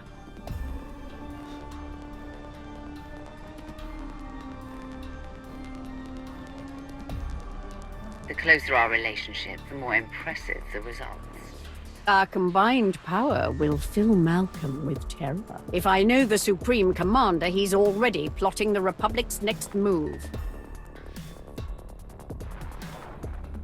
Strike teams Aurek and Greg suffered heavy losses. The survivors await your orders. Rosina must be loving this. But her victory belongs to her ally. You made this happen. Report on the Alliance commander. You started this fight. Don't give me that crap. She's a hardened veteran with extensive personnel and resources. Even with our numbers, I doubt our chances in a head-to-head battle. Asymmetrical tactics would be best. A surprise attack. Surgical and precise. Then we'd better shock the Alliance commander. Gather your top engineers and rally the troops. I'm coming to Iokath.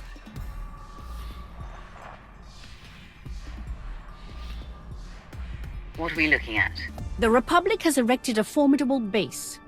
Their defenses are impressive, but they lack the supplies needed for a long campaign. If we lay siege to Malcolm's base, we can suffocate the Republic offensive and win the war. You know your father better than any of us. How do we break him? Malcolm and I aren't close, but he's not hard to read. He thinks like a soldier, measures his life in ground lost and battles won. Every loss is an opportunity. He's going to prey on our overconfidence. And then spring his trap right when we let our guard down. If I were Malcolm, I'd stage the ambush the second we enter his base. We'd be trapped inside, running blind, and locked in the Republic's sights. Who knew there was a brain under all that scar tissue? Let's reserve that judgment for the Imperial coroners. Indulge me for a moment. My scouts recently found a weapons factory. It's guarded by a host of Iokath droids, and filled to the brim with dangerous toys. What do you say we plunder the factory, then use what we find to annihilate Malcolm's base? Will Iokath's weaponry be enough to break your father's defenses? Malcolm won't see it coming, which means it's the best shot we have. Coordinate with Lana and get ready to attack the base. Theron and I will take the weapons factory.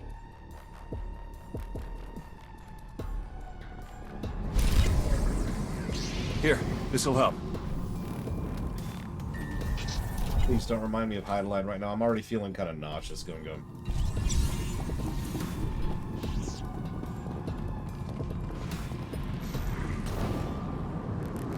Yeah, I was just thinking, you know, I bet there are players who really enjoy this because they play, you know, really evil characters or... Okay. Or,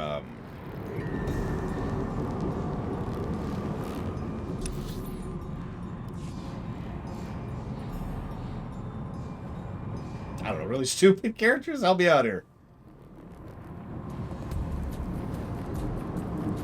Oh my god, we have a similar opinion on something, Evo.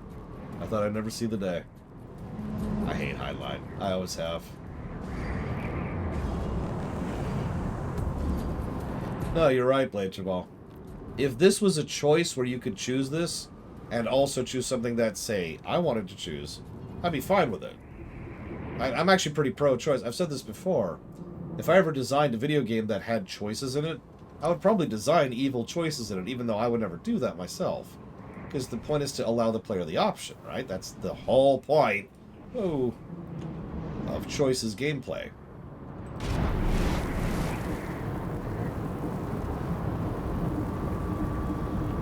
God, I cannot tell you how much it makes me relieved to hear you say that, Evo. I'm not even joking. Since I know you're more into books than I am, and the overwhelming majority of people I know who are into books absolutely worship the ground that guy walks on. I have been a pariah for hating him for literally decades. An example of the most evil choice I would put in a video game. Okay. So let's say... Let's say that there's some person who's evil. And you're not evil. You're just playing you. And you're like, no! Friendship and awesomeness and joy. And they're like, what?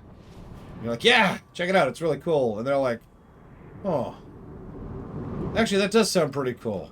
And like, bit by bit, you just kind of convert them over to no longer being evil. And finally, they're like, yes, no, you're right. I will join you. Thank you so much. And they go up to embrace you. Then you have an option to stab them to death. Like, as they're hugging you. Here, this'll help. Commander, Asina briefed me on your plan to seize the weapon stockpile. The benefit of a choice path like that is you can also make that so that you can then just embrace them and legitimately redeem them. Encoded, but it appears to be from Scorpio. She says only the gods can give us back full control of the Eternal Fleet. As to what that means, your guess is as good as mine.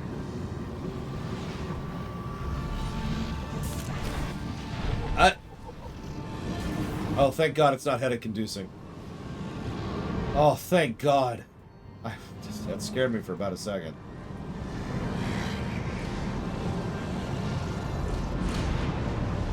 See, like, this would qualify as a Princess Peach section. Because this is pretty sufficiently different from just normal combat. Whereas Valkorian's thing, that's a little bit more just, you know, a vehicle section. Is that it? Is that the only one up here? What if I do this? Aww.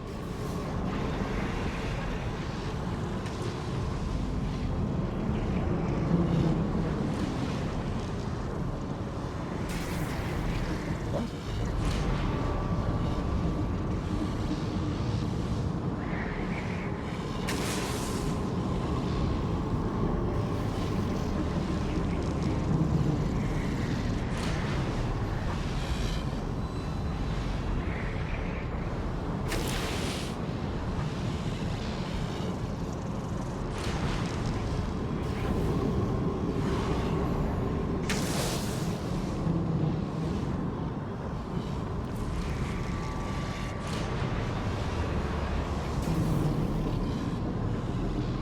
I don't understand. Did you not see the previous one, Hazardous? Because the previous one was extremely headache-inducing. Like, immediate negative headache-inducing. Oh, I agree with that, Evo.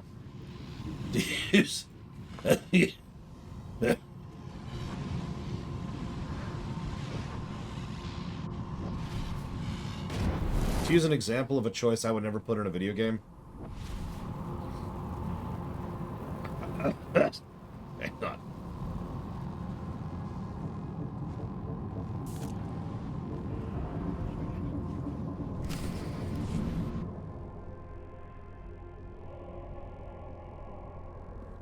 Bad overlays, combining badly with other bad overlays, involving flickering and other headache-inducingness.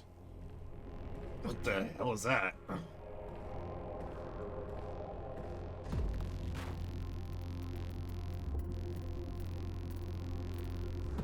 Is that what I think it is? One of Iokath's original creators. Looks like it's been dead for centuries. Let's hope it stays that way. That would be funny if it was Plagueis. Even all this time later, I can still feel the agony of its final moments. Something horrible happened here. Thanks for the nightmare fodder. All right, buddy. Let's see what you know about... Hang on. I gotta see it. I gotta see it.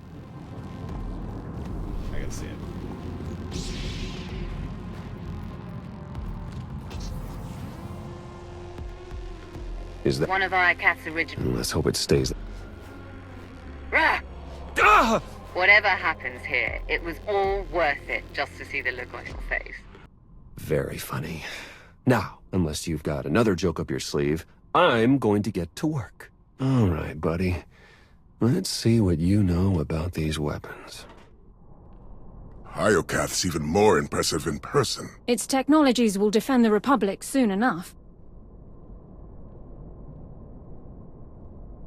We've nearly finished construction, but the schematics are missing key pieces of data. Time is short, Captain. Find a workaround. Right away, sir. We can't fail now. The fate of the Republic rests on our shoulders. Okay.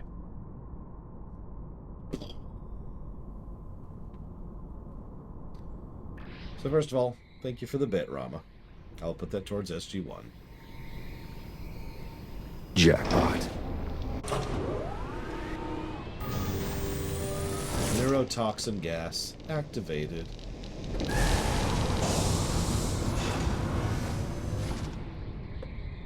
I'd say that's enough firepower to give Malcolm a run for his money. Download every last file. We need to know how to use these weapons, and how to build more of them. Give me 1 minute. That's odd. Some of these files have already been decrypted and translated into BASIC. We might have Scorpio to thank. If she's listening, I wouldn't mind the temperature getting bumped up a few degrees. No? Well, I can't blame a guy for trying. Huh. This place used to be the superweapons control room. Looks like our crispy friend here was the last one to use it. Over a millennia ago. Oh, the outro, definitely, Rama. Search the records for any signs of what wiped them out.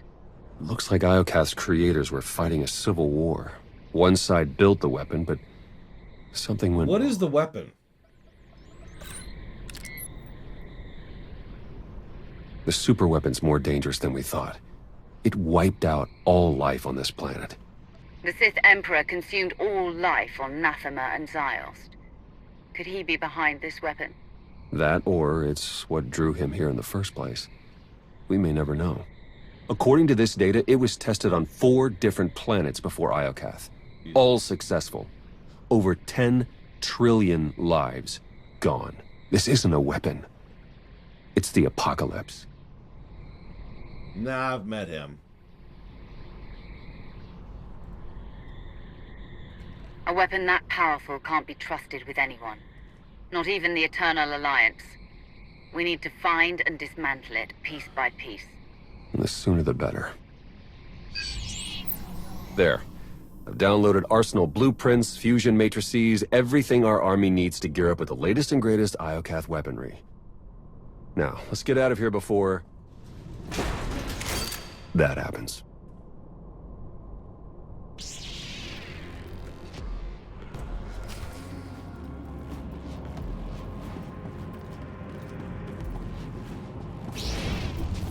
Here we go.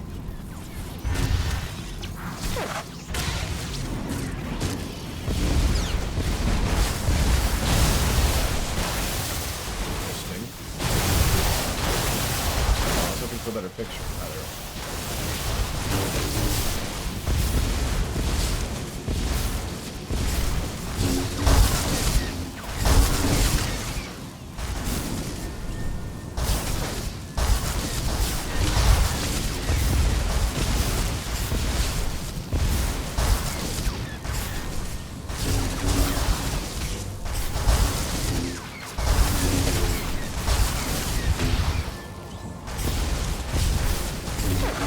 No, those are pretty dense planets, Crazimers. Still horrible.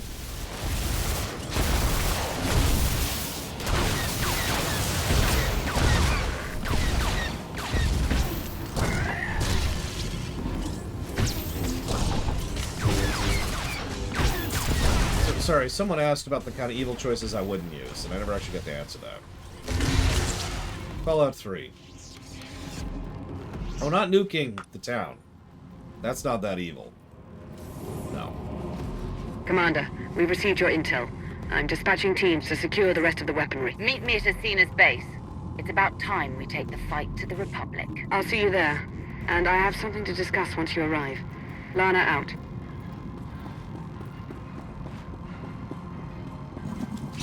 Using the serum is actually extremely stupid. And also evil. But still no.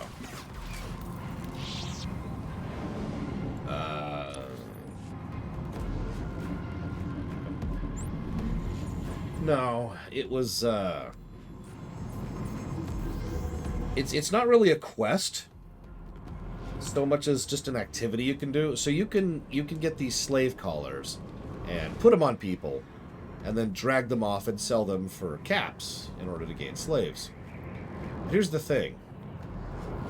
There's like a finite number of NPCs you can do that to, because some NPCs you literally cannot do that to, right?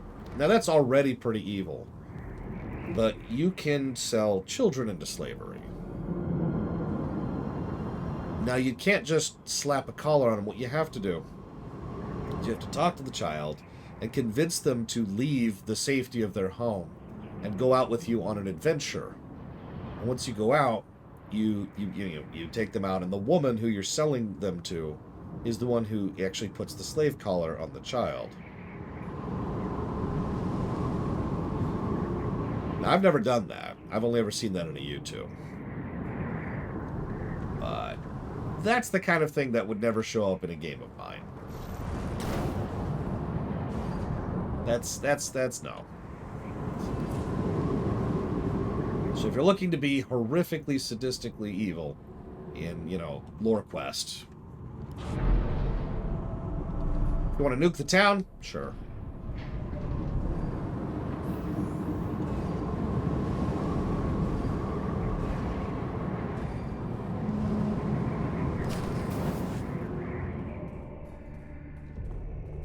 Commander, we need to talk. Time's short, Lana. What's on your mind? You said it yourself. How did the Empire, the Republic, and the Eternal Alliance all find the superweapon within minutes of each other? The timing's too perfect. It can't be a coincidence. Exactly.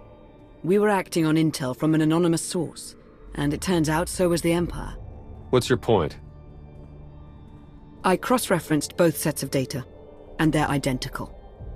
I'm confident the Republic received the same intel. Whoever tipped us off wanted everyone to clash over the superweapon. They wanted to start a galactic war. Who benefits from starting a war? Could it be Malcolm or Athena? We can't rule anyone out. Other top suspects include the Shroud, Darth Jaders, a rogue agent inside the Republic's Strategic Information Service. Let's not rule out Sith intelligence. The point is, there are too many suspects to count. Find me a name. I'm on it, Commander.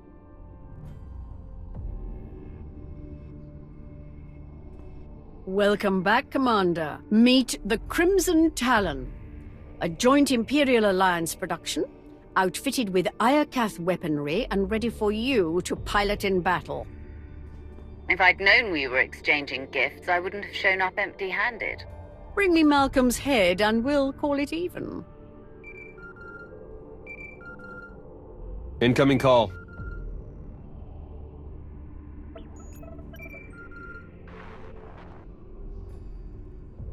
Supreme Commander Malcolm, have you called to surrender? Not quite.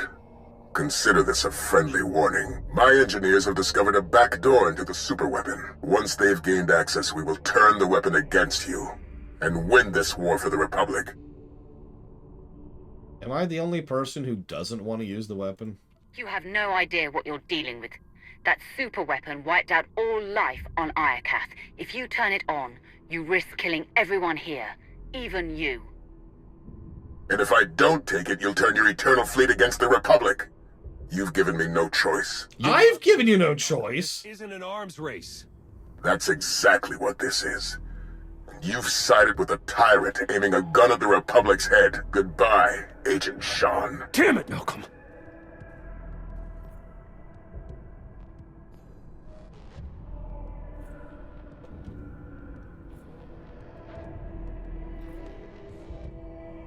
If we move quickly, we can stop your father before he activates the super weapon. You're right. Let's do this. The Walker is yours, Commander. Lead our charge. Crush the Republic. Is Ascena just as bad? I'm just curious.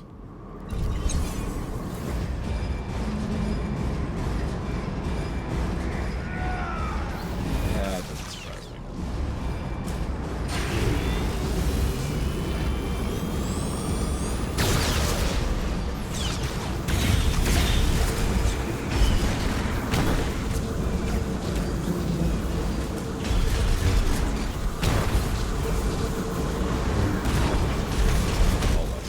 Do as much damage as I feel like I should be doing here. Back up a bit.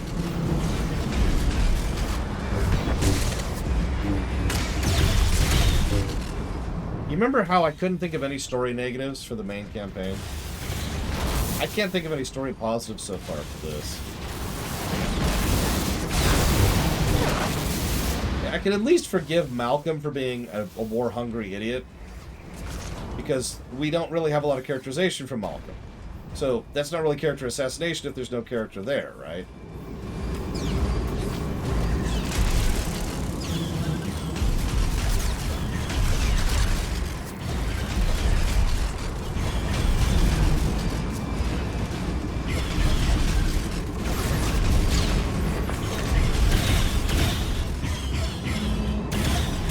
But like, we've had characterization for Ascena.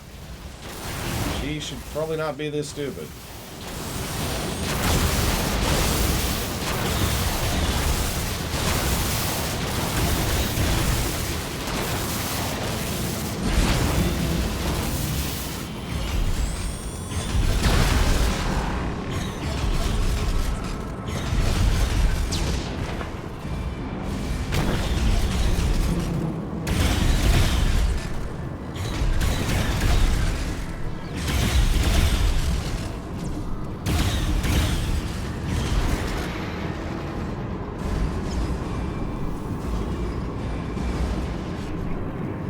Still in combat. What am I in combat with?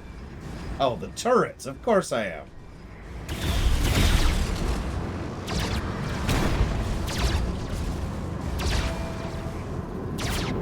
Wow, that is doing much less damage than it used to do. That's confusing.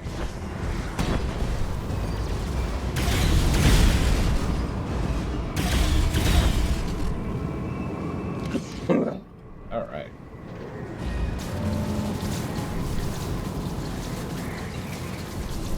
You know, I would like that better, Crazy Norse, except for the fact that we're still forced to pick a side. Now, hang on. So we've got a rogue Sith, a rogue general, but we gain the option to join one or the other, because, you know, choices, or you just screw them both, right? That I'd be okay with. But then again, if I'm being honest, this would make more sense to me in general if we were just allowed to, say, screw them both.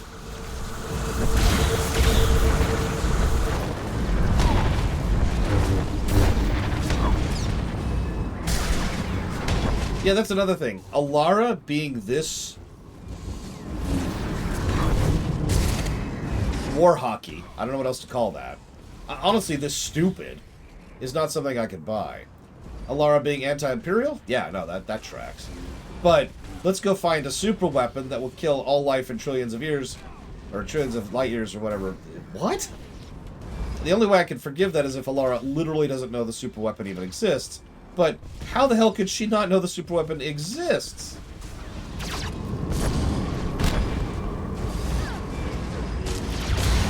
Like, that's the whole reason the Republic forces are here.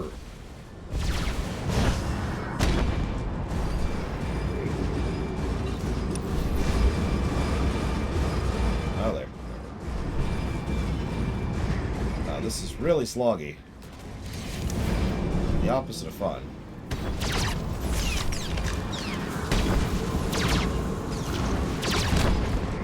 You know what? I would rather the Republic and the Empire unite against me than this nonsense. Oh, Quinn I could see doing this.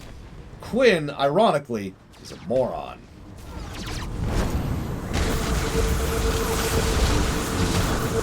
No, really. Quinn is probably one of the most quintessential examples of book smart that I have seen in this game. Man's an idiot. Where's Malcolm? Right here. Last chance. Surrender, or I activate the superweapon. No deal. Are you serious, dude? Theron, you wouldn't.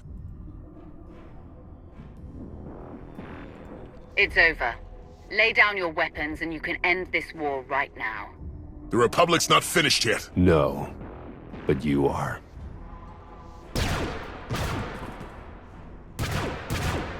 Another damn chair. Do it, Malcolm.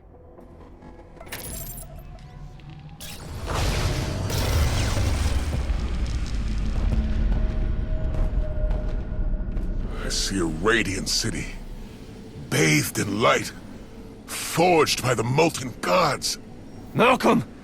The superweapon is glorious, and it belongs to the Republic. That weapon killed an entire species for trying to harness its power. If you think you're in control, think again. You're blind to the truth. No! The gates are closing! Sir, your connection to the throne is breaking down. Superweapon controls are failing. No, I can still see it. I know what I must do. They're coming. What? Father! It's too late, Theron. We can't give up now.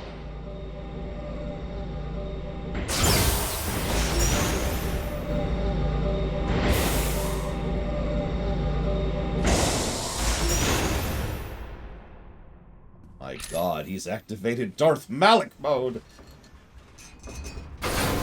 Where did that come from?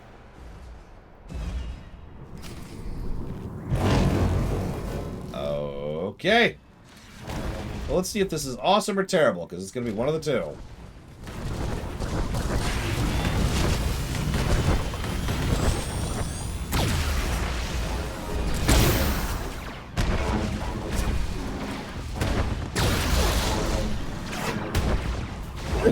Let's at least get some boss music going.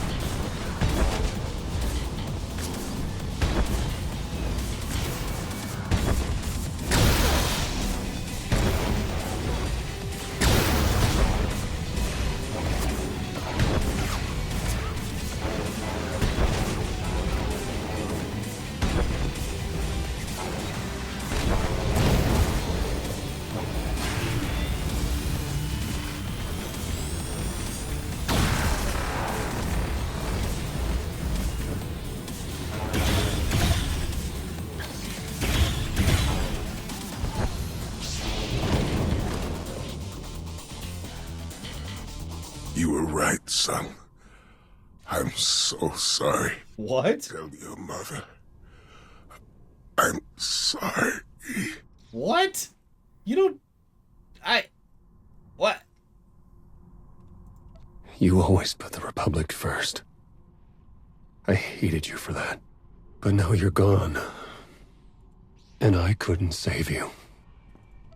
I know I can't make the pain stop, but I'll be here to help you, every step of the way. Thank you. That means a lot. Malcolm's power flux knocked out the superweapon's defenses. Killed the signal that put our ships in lockdown. The Eternal Fleet's back online. It's about time. It also means the other fleets are online, too. Commander, I'm detecting massive power spikes at the superweapon facility. Let me guess. That's bad. More like catastrophic. The weapon core is charging and no one's at the controls. If you don't deactivate it soon, it may obliterate the entire planet. Oh my god. How soon until the weapon fries Iokath? We're talking minutes. You'll never make it in time. Hold on. With the shields down, I can remotely slice into the mainframe from here. Maybe buy you enough time to manually kill the weapon at the source. Do whatever it takes. In the meantime, tell our forces to take shelter. Be safe. Both of you. You too, Commander. Eternal Fleet, move into position and charge all forward batteries. It's time to knock out a superweapon.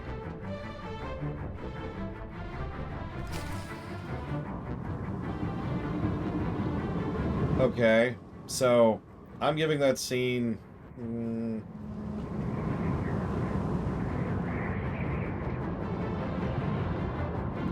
3 story negatives.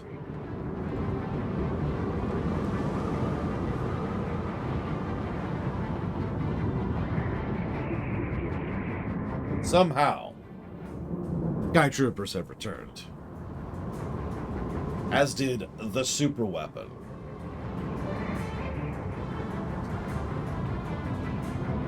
I know, Django! What the hell is this nonsense? Did Bob from accounting get called up? Hey, Bob, we need you to write the next patch. We're working on the Onslaught expansion. Uh-huh. I don't care. Just make it a super weapon. You decide. I don't care what you call it. Ugh. All right. Back to lounging on my yacht with tons and tons of whatever expensive things that rich people have. I don't know. Okay.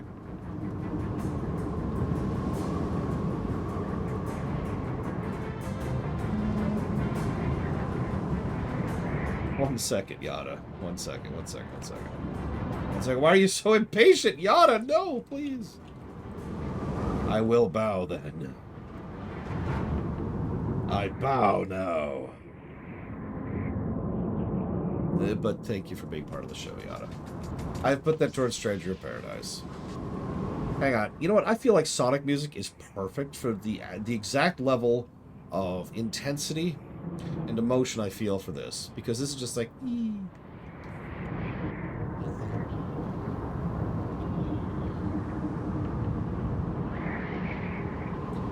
Oh, God. Crazy Nurse, don't even... Let's just leave Scorpio. She's done. She's gone. Can we just know?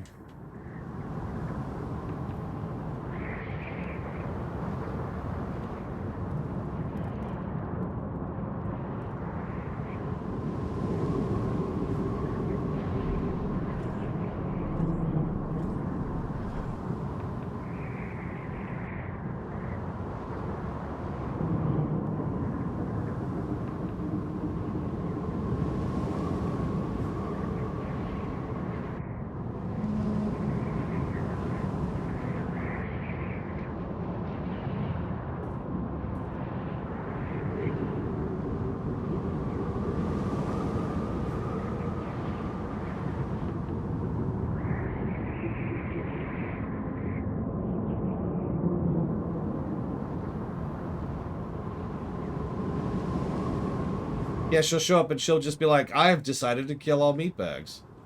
Wait, what? Why? Well, I hate meatbags. Okay. There we go. This is exactly how terrifying the situation is.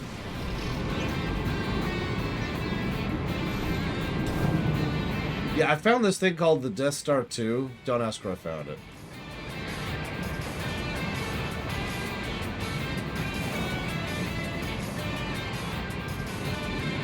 What is the name of my vanish?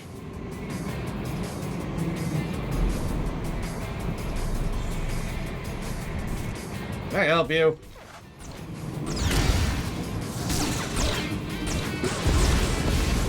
Oh God, you're right, Kira White Noise. Yeah, it was great, Kay.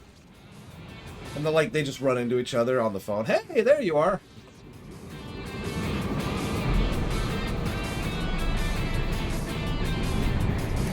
Well, all we know about the super weapons, it'll kill trillions. Trillions.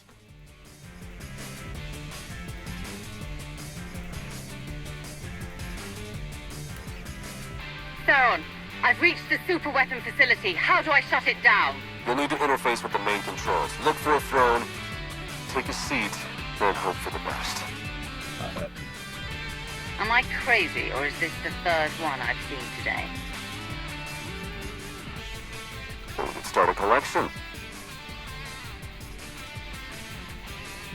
Well, first we have to find the super weapon. Once we have found the super weapon, we will then deactivate the super weapon, lest the super weapon kill us all. By the way, one of the most basic things that you learn, like 102 in writing, is to be careful with repetition in your word choice.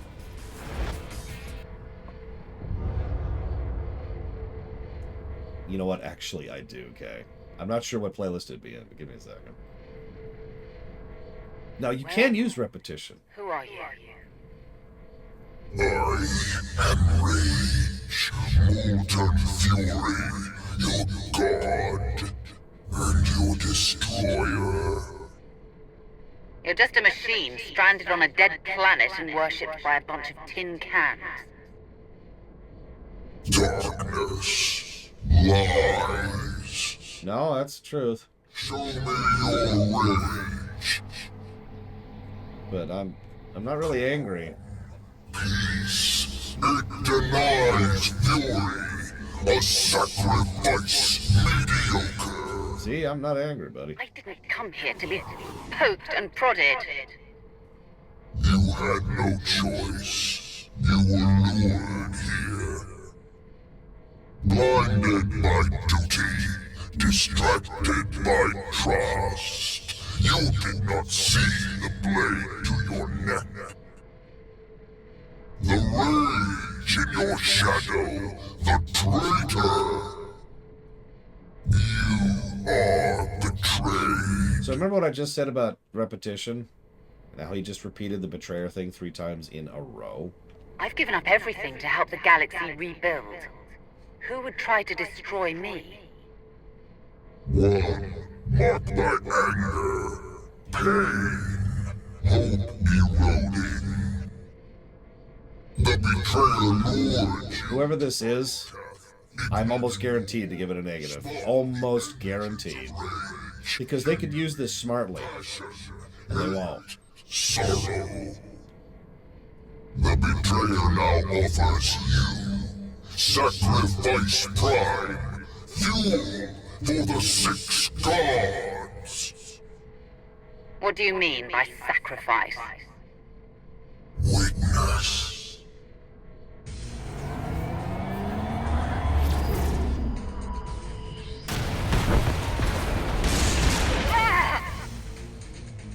Now, you fall, and the gods rise! They really like blowing those ships up, don't they? Ships of the Eternal Fleet, open fire!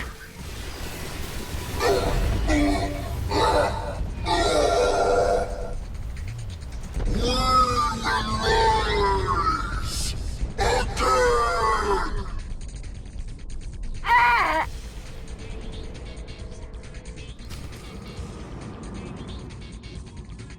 Yeah, this has Threat of the Week written all over it, by the way. Lana? Don't worry, Commander. You're safe. It's my mask. I found the super weapon. It was a giant droid. I know. Really stupid droid. In your sleep. Your dreams are almost as bad as mine. Whatever that droid is, you knocked it out of commission with the Eternal Fleet. Now it's recharging and gearing up for a counterattack. Which is why we must strike soon. Hesitate too long and the Titan may destroy us all. The droid was obsessed with rage. If we're going to destroy it, we may need to keep it calm or push it over the edge. That's good to know. We need every advantage we can get. Too bad the droid's the least of our worries. Someone sabotaged the throne while you were plugged in. Any chance you saw them? No. But the droid said it was the same person who lured us to Iokath. Someone close to me. The conspiracy cuts deeper than we imagined. Sounds like an inside job, all right. Only a handful of people could get close enough to sabotage the throne. Who could have done such a thing? Oh my god. I knew it. It was Orcano. Asina's an expert strategist. If she took me down, the galaxy would be as good as hers. I always thought she had a case of throne envy. Why stop with Asina? If we're tallying suspects, we have to consider Eiko, Vizsla, Satil, and the entire Alliance army. Not to mention Lana. And hell, even me. Whoever it is, I want them rooted out. Quickly. There's only one solution. You must monitor everyone. Hold on, Minister of Paranoia. You can't invade everyone's privacy to sniff out a single rat. I can't, but the commander can. Give the order and I'll begin surveillance of everyone. Even Theron and myself. It's the only way to flush out the traitor. No, I'm pretty sure I know who it is. And the game just gave it away, too. I won't let one traitor turn me against my followers. They've earned my trust. I'm glad someone hasn't lost their mind. Trust is a risk. Now more than ever.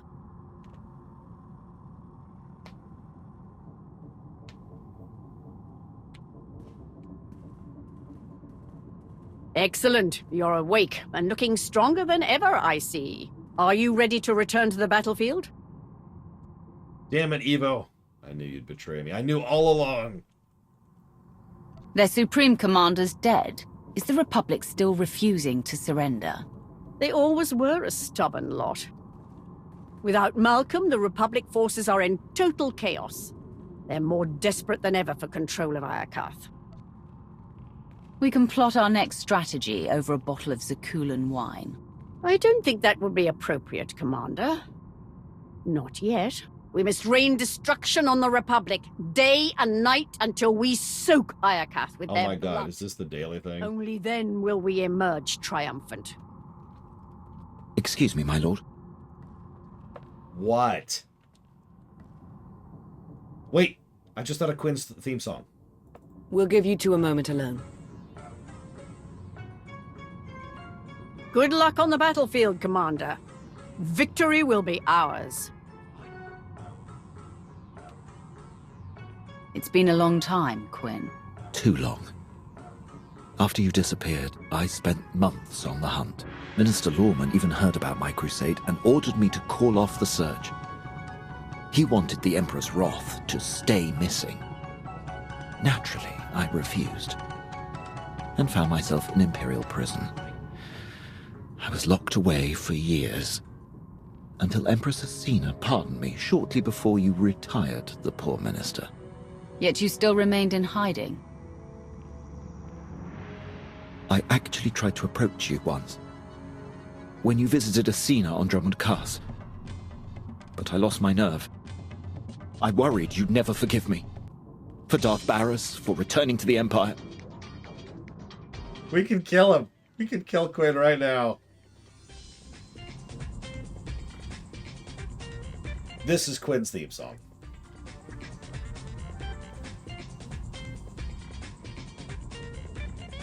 She wouldn't. She wouldn't.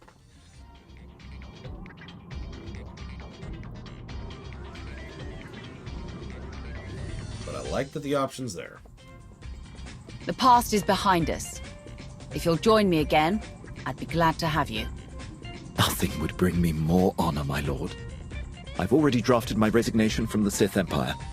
I'll fire it off, then acquaint myself with your new colleagues. If you require my services, you need only ask. Okay, so that may sound like a minor thing, but let's think about that for just a second. I know you two have a lot of history, but he could be our traitor. Oh, hang on.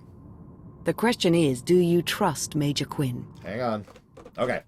Someone who has made an entire life viewpoint out of being a loyal member of the Sith Empire, being willing to quit the Sith Empire to join us.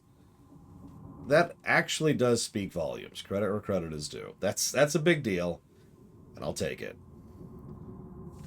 He's still got the puppy thing going on because he's just shifted his focus from the Sith Empire to us.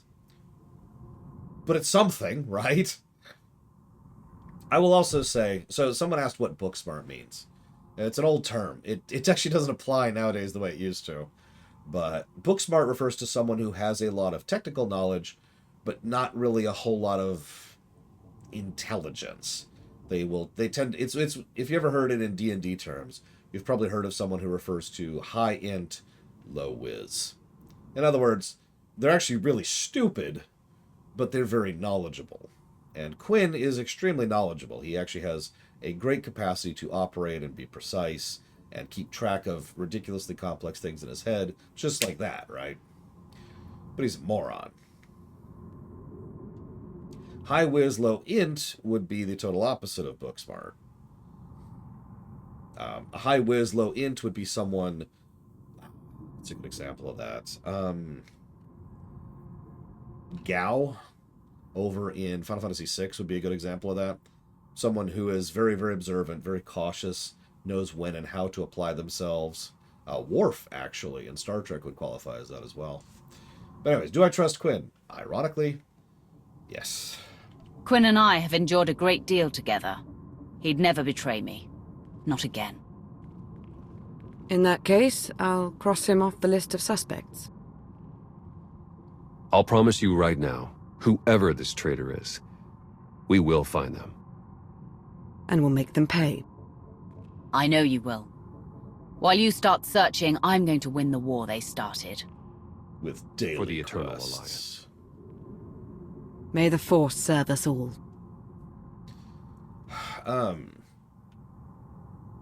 What about low whiz, low int? Well, that's just Goku at that point.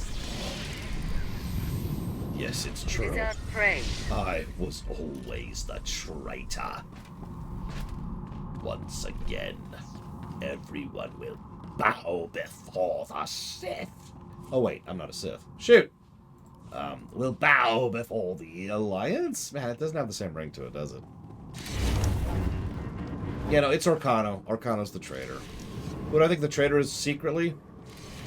I don't have a way to prove it, but I don't want to give it away because I'm probably right.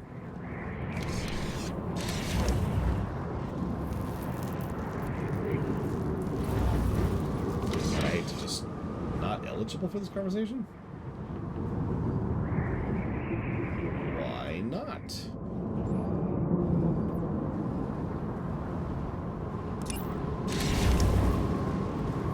I can't even abandon that quest. Whatever.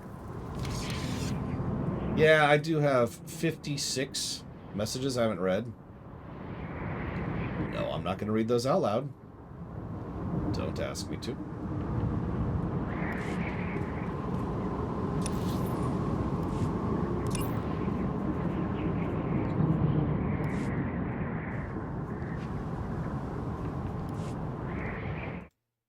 Oh yeah, do we have 2 other people on who are willing to join us? Because if that's Crisis on Umbara, which it is, that's a flashpoint. Wow, we're already past Iokath. That was awful. What would Palpatine do if Valkorion was in his head? Completely outmaneuver and outplay him in every way. And then win. The traitor's Theron. It's either Theron, Lana, or both, but the traitor is very obviously Theron. So, we have Crisis on Umbara, Traitor Among the Chiss, and Nathema Conspiracy. 3 instances back to back to back. We also have the infinite load glitch, so that's awesome. So does anybody have availability to join us for these? If not, that is fine. Because we'll have the droid and we'll have companions. But I thought I'd ask. And while we wait, let's go ahead and get Major Quinn's theme song going again here.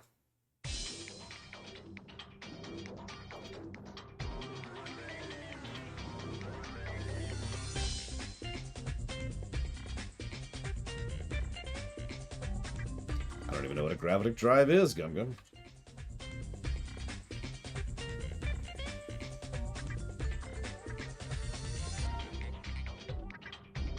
Okay.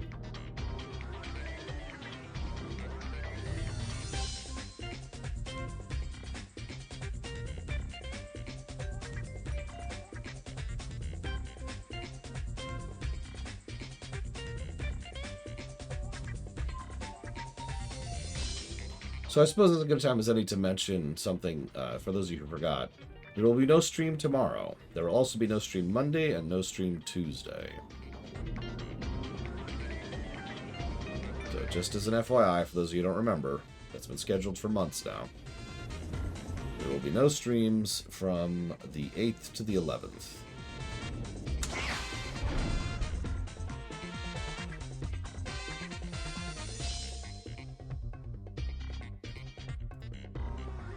I will be visiting with my dad, who will be giving me all kinds of questions which boil down to, why haven't you gotten a real job yet?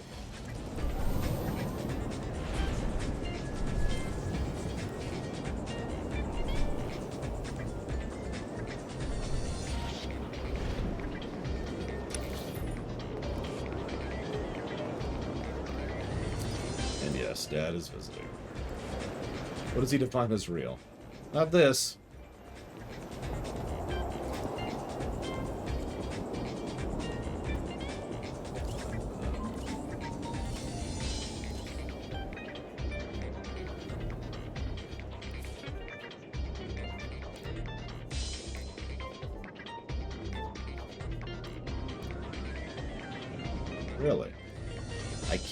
Really? I can't invite from the guild list. Well, it's funny to say that, Melkor Blade, because I realized something this very week. I realized that what he did was he stopped asking the question directly. Instead, now what he does is he asks questions which are related to it. To try and imply, it's like, so when this job falls apart, what are your backup plans for a career option? Are you making sure you're investing all your income for when you no longer have this job? Stuff like that, right?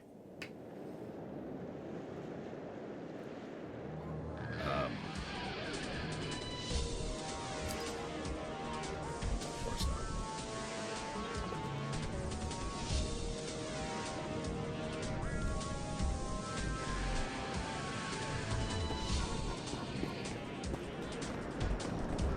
There will also be questions which boil down to, why aren't you taking care of us yet?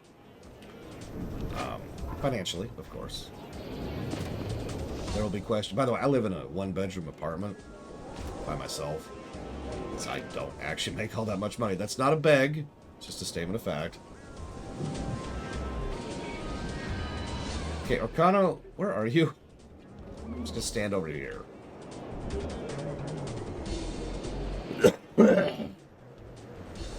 What other kind of questions?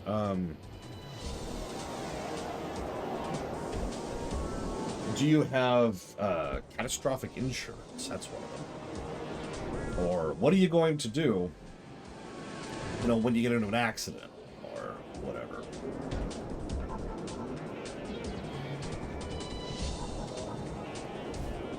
Ah, there you are.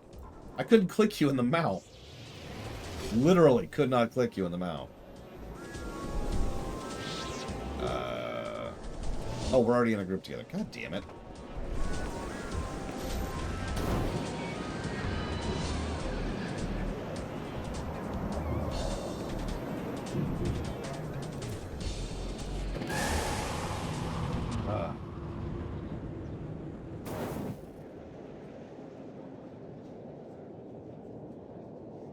I love this. We'd like to discuss alternatives where we might live in the future.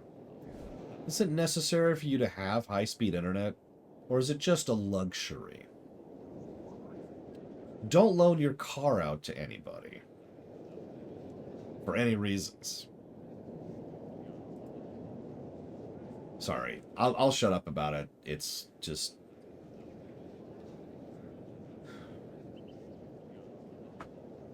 I wouldn't mind their visits as much if they were just visits. Instead, every time they try to grill me, treat me like I'm 10, and again, try to put pressure on me to either move down closer to where they live, which is not happening, or get them, try to arrange a thing where they move closer to me, which I really don't want to happen. I have not won the lottery, Dad.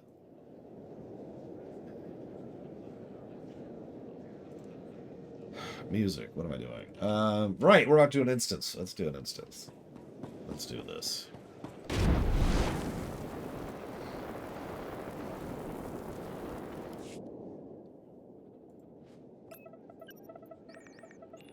A traitor. Oh yeah, Commander, I didn't give my reasons for fresh why he's news a from the traitor. war on- Hang on. So, there's several reasons why Theron's the traitor, okay? Reason number one, the classic writing trick. It's a very, very common trick. It's like this. Either my sister or my niece, Ross, depending. So, let's say Orcano and me and Lana are in a room together. It's like, oh my god, one of us is a traitor! But who could it be? And then I will usually mention, it could be Orcano, or it could be Lana. Lana, you did this, and you did this, and you did this. But then there's also that person over there, and that person, and that person. It's a really, really common trick. You introduce, and then you forget. Right? You mention it once, and then you immediately move on. And don't even look at it again. The second reason why it's Theron is because it's the dumbest possible answer here. And I mean that with total sincerity. There is no way in hell that Theron would betray us. That's not happening. That's not on the table. That's not on the cards. The only way that would ever work out is if we were playing this hilariously evil character, which, fun fact, we haven't been. Which also is the second aspect of bad writing, if you're paying attention, if I'm right. Because first of all, it's stupid because it's character assassination. And second of all, it's stupid because it presumes a character archetype that we haven't been choosing, just like this entire story arc has been doing. Third, I mentioned it was Theron, Lana, or both. Well, the most logical answer here is that it's Theron if you choose Empire, and it's Lana if you choose Republic. Which, again, stupid. So, yeah, no, it's Theron.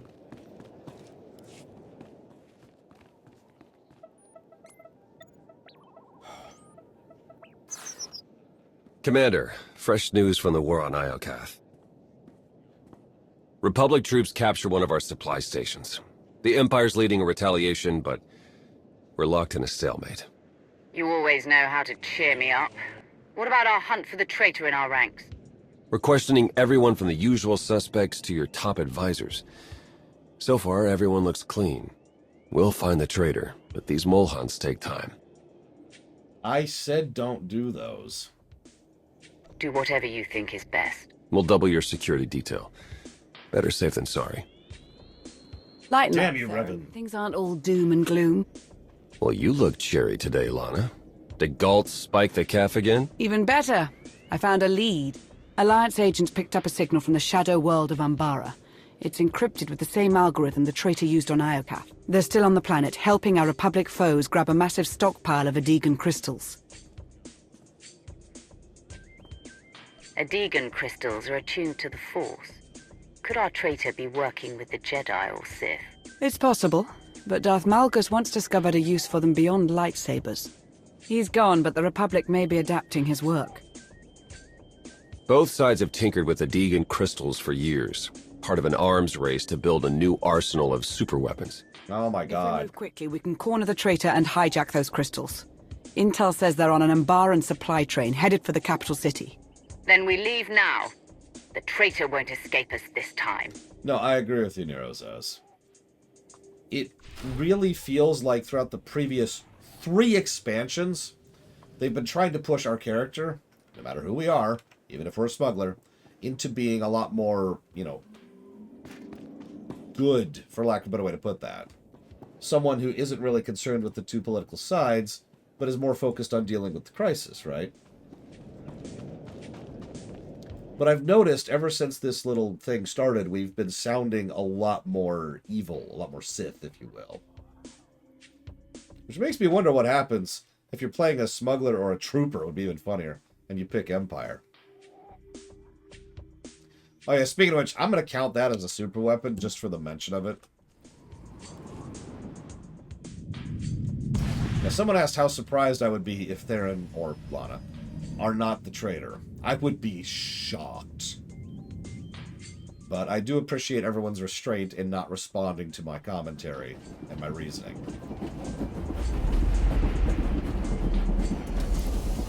The train is on the move, Trains, and the traitor's on board. Nothing we can't handle.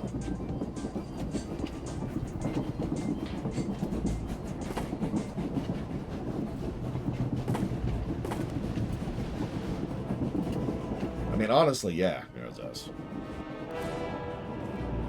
So now for our train level. Take a breath.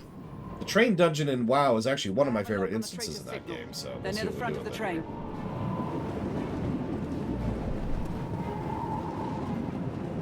Umbara. This is for Jace Malcolm! They've arrived to protect the Adegan crystals. Lucky us. Oh, right. The guy who killed himself by trying to activate a super weapon, knowing that super weapon would theoretically kill everyone on the planet, including himself and his own troops. I'm taking you down, Commander!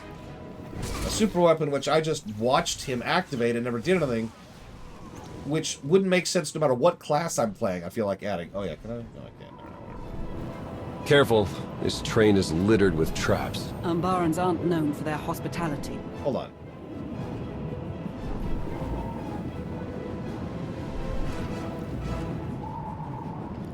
Nope. Damn. So that, we actually can only summon via the limited summons for this.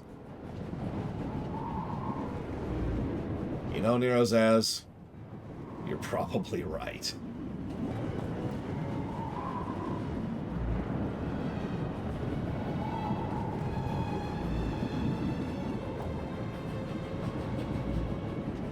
Oh, whatever. This is for Jace Malcolm!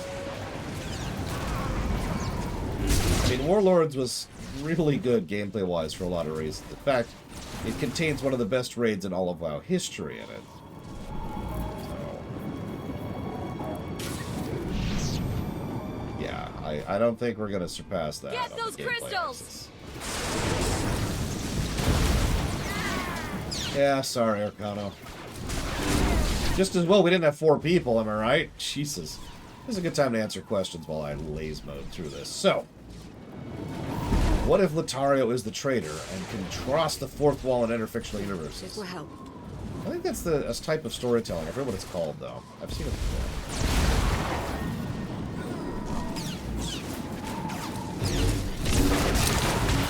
So Evo's designing the Levari's outfit. There's lots of ribbons that float in the air like they have anti-grav properties.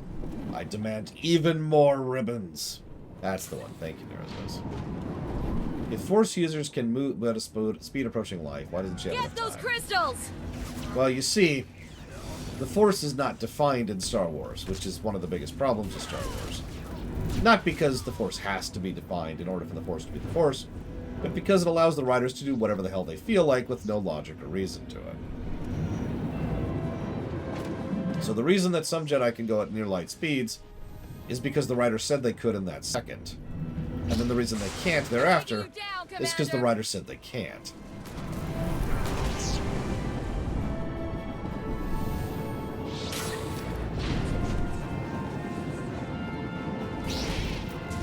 This is for Jace Malcolm! You know, audio spam does not become you. This is 2017, I think, when this came out. The very earliest is 2016. We're a long ways from the 90s.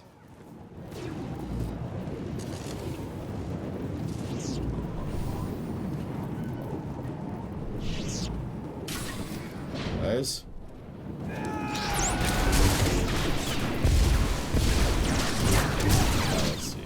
In an ideal world, would I support this game? If Skyrim had a map that matched its size and universe with millions of NPCs, with an actual real-life 15th century economic system, with thousands of quests with unique lines for everybody. Yeah, but it'd still be Skyrim.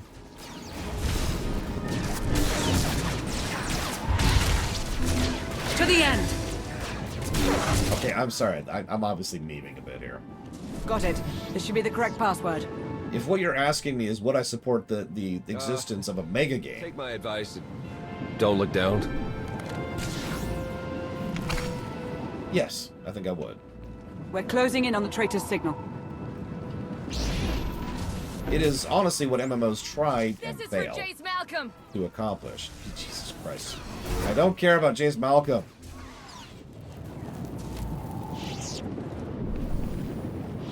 I don't think Jace cares about Jace Malcolm. Oh my god, those have 37 million health. Got it. You don't want me to go that way, game. I'm taking you down, Commander! Understood. Even the Council only believes Shepard about the audio clip, which is a plot hole, if we're going to be honest with ourselves. Would have been a good idea for Shepard to record all the conversations previously. Yes. Would the Council believe that? No, because, again, stupidity. So I should probably mention that I like Mass Effect 1, but there's a lot of plot holes in order to get the plot kick-started. And the whole thing with, we don't believe you. Doodly, doodly, doodly, doodly. Oh my god, Saren has betrayed us, is a big one.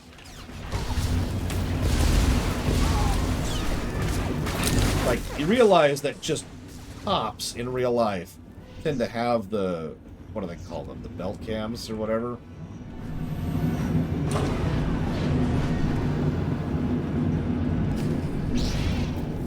Protect the crystals! Yeah, I was gonna say, modern soldiers have the body cams as a regular operating policy at this point. You can't tell me that someone who is already a decently ranked member of the Alliance military, My turrets will destroy you! Die in the shadow! who is a graduator of the N7 program, I might add, so already Spec Ops material, would not actually have a body cam on her. The fact that the only proof we have of the whole encounter is our word is nonsense. Hell, they could literally scan her freaking brain if you want to get down to it. This is Mass Effect. We have medical tech. That's ignoring how extraordinarily easy it is to fake a recording, an audio recording, now, never mind in a science fiction future, and that's ignoring how the actual recording itself barely says anything, and in fact is literally being taken out of context. You will not take the crystals! Now, it just so happens that that is actually a truthful recording, and he really is evil. Will destroy you! But it would be very easy for that kind of a thing to be put out of context. Hell's bells! It would not. I, in real life, could take an audio clip like that and rearrange the words in a way that would make it sound natural so they literally are saying something else.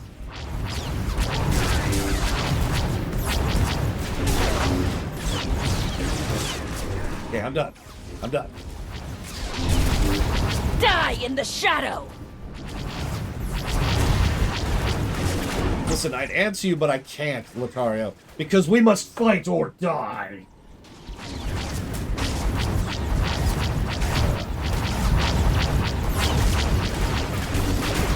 Alright, let's ignore the death of Nihilus, which is just kind of glossed over completely in all these events.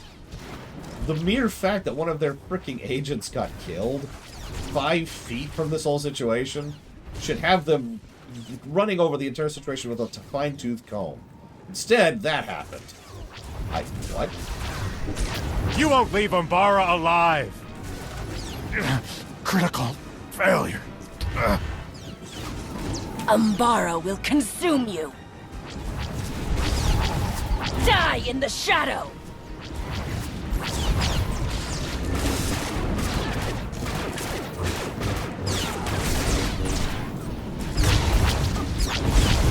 Ideal vacation? What the hell's a vacation?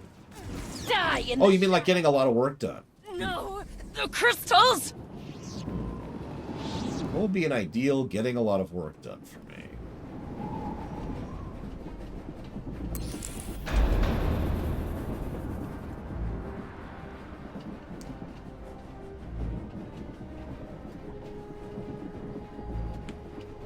The traitor's on the other side of that door. Are you ready for this? This is it. I am well aware of the fact that it was Drew Karpyshyn, Lothario. Oh my god, there's nobody there, Lorshaw. They're gone. That's impossible. According to the signal, they're still on the convoy. No! Dun, dun, dun, wow, wow, wow, wow. It's over, Commander. In a few minutes, this train will collide with that mountain range. You'll be disintegrated, and I'll escape with the Adegan crystals. Don't worry. You won't feel a thing. You really think a train wreck is enough to kill me? Maybe not. But at least it'll buy enough time to set my plan in motion. Luring you into that trap on Iokath was just the beginning. Ever since you defeated Valkorion, everything I've done has been towards one goal. Isn't that like the total yesterday? destruction of the Eternal Alliance. You helped build the Alliance. After everything we've been through, why tear it down now? What I built was an end to the Eternal Empire, not this. I followed you because I believed you'd end the cycle of war. I thought we'd finally be free once you took down Valkorion. But the Alliance outgrew you. Now it's rotting from the inside, the galaxy's fighting back, and you've become a symbol of oppression. So much for your dreams of peace. It is part, but not in whole, Atario. Then let's find a solution together. I want peace as much as you, Theron. I believe that. Once. If you topple the Alliance, millions will die. If that's the cost of peace, so be it. 30 seconds to impact. This is goodbye. Stop the train, Theron. We can still find peace, but we have to work together.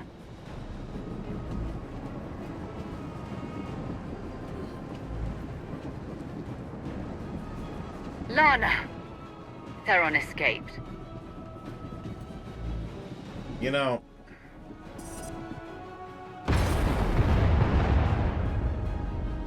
Warning, collision imminent. Brace for impact. We need to survive long enough to make Theron pay. Jump! There's all sorts of things we can do to survive this, but remember, we're a smuggler.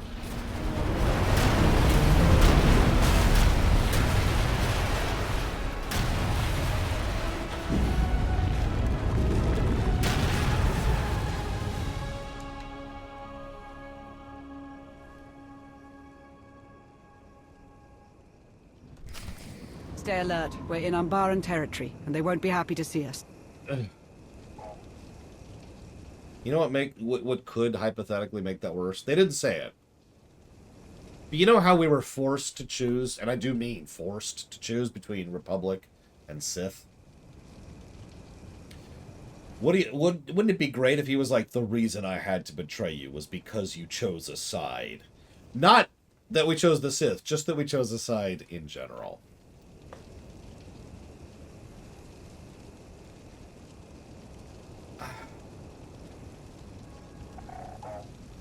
I'm picking up a trace on Theron's life readings. It's faint, but he's still on Umbara, and moving fast. We can catch him if we hurry. What do you want to bet, Rama? Oh, it is Theron if you choose Republic as well. Stay alert. There you go. Territory, and they won't So be happy you to chose a side. Therefore, before time began, there was the choosing a side. And before that, I had to betray you. And So Theron didn't take the whole shipment. Why? It was the only way.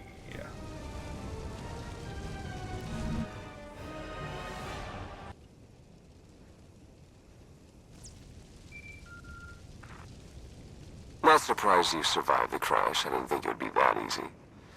But it buys me enough time to get off-world. Theron, come back. We can talk about this. We're long past that.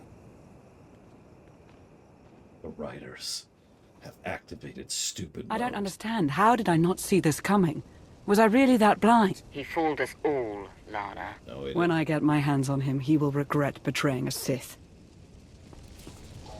But I don't see any Sith around here.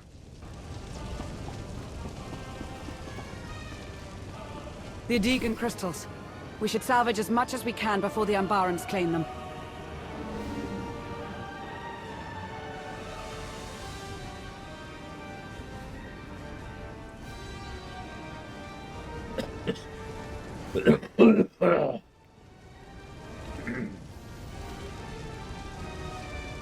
Get those crystals!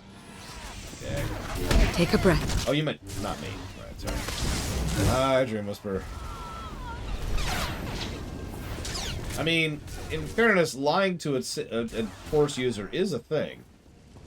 Hell, Galt talked about that not all that long ago. And now that we have successfully been betrayed, we have ticked off one more checklist, or one more box on the checklist. With this, we are one step closer to our ultimate goal of making Tor as vanilla and terrible as possible! I'll show them. They thought WoW Vanilla was the worst MMO out there, but I'll prove them wrong! I'll show them all. Just because we are the most powerful person on the planet. And by the planet, I mean the galaxy. Who also happens to be a smuggler.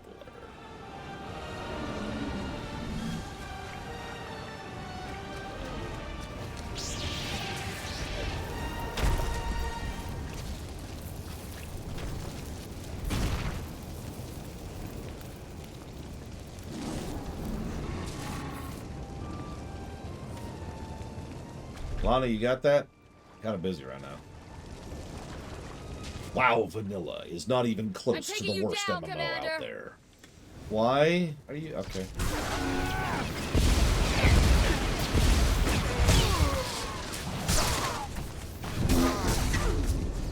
Okay, look, I know I'm only a smuggler, but you realize that I'm gonna kill the crap out of you, right?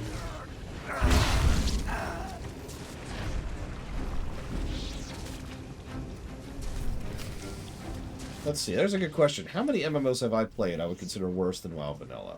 So there's the obvious one, which is the worst game I've ever played, period. Well, let me think of other ones. Give me a second here. Let me think about this.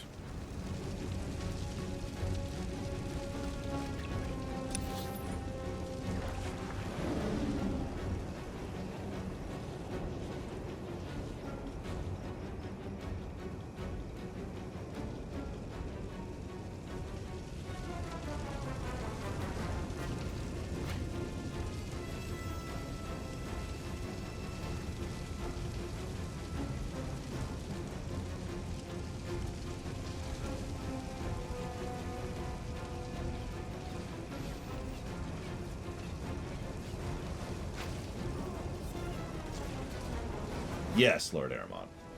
Oh yeah, thank you for reminding me. Matrix Online, while we're on the subject. I should be laying this out loud. So, okay, so we've got EverQuest, Asheron's Call, Ultima Online, Neverwinter Nights, the original, Neverwinter, while we're on the subject, Lotro, DAOC, Star Wars Galaxies, Matrix Online, so we're up to 9, Warhammer Online, yep. Let's see, what else? What was the name of that one?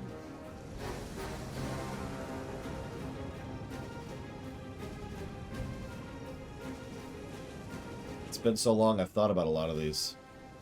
I'm having trouble remembering names.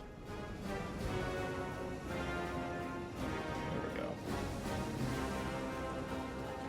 Do you want me to kill? Okay, of course you do. Alright, come on, give me a list of games. Give me a list of games.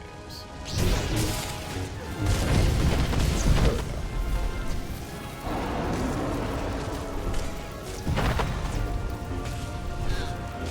Okay, so we've got, I'm gonna play that. Anarchy Online, played that.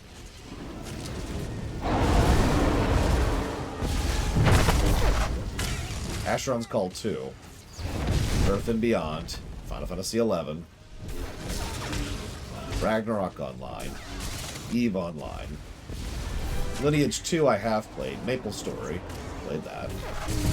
Shadowbane, of course. Toontown Online. Don't judge me. City of Heroes.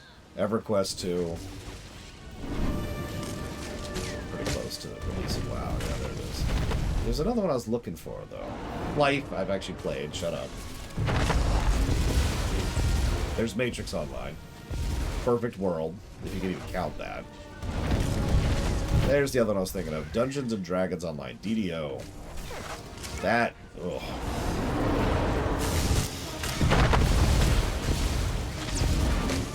You'll notice I'm just trying to distract myself from the incredible stupidity of Theron betraying us. Like, I don't even know where to begin with this. This is so many levels of redunculous. That was the other one. Tabula Rasa. I actually played that. Anyone remember that one? Tabula Rasa? It was made by Lord British. It sucked.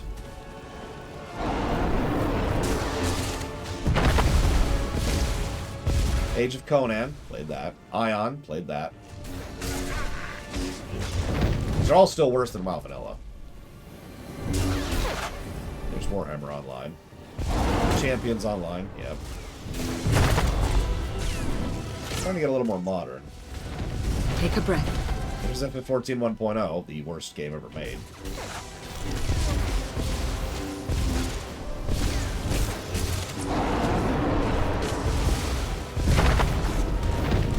I'm starting to skip by some of these, because Rift wasn't worse.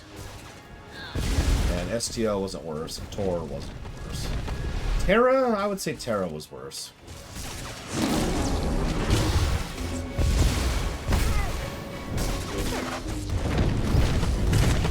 Getting really modern now. Arcade was worse. Neverwinter's debatable, but I'd say that wasn't worse. ESO was certainly worse at launch, but they got better in a hurry. Ah, Wildstar. What a goddamn waste. And that's the list.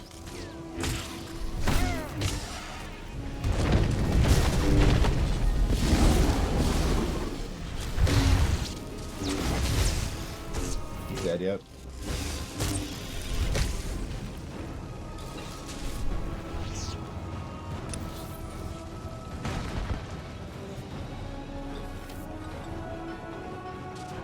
I can't say I support this choice of route.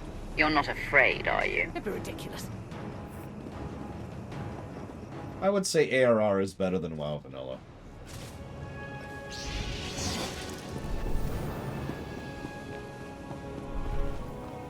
Nothing's as bad as Space Wizard Makarov. Well, okay, I shouldn't say that. Few things are as bad as Space Wizard Makarov.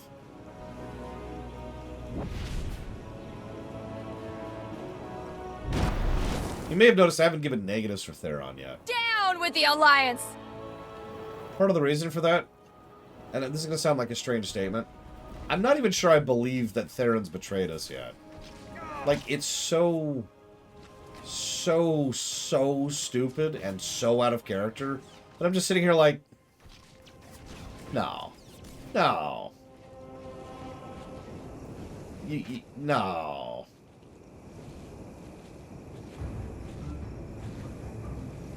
But the thing is, yeah, I'm sitting here trying to think of what could actually justify this. Other than something like mind control, which would be less stupid. Probably still negative territory. Take a breath. Being honest with ourselves.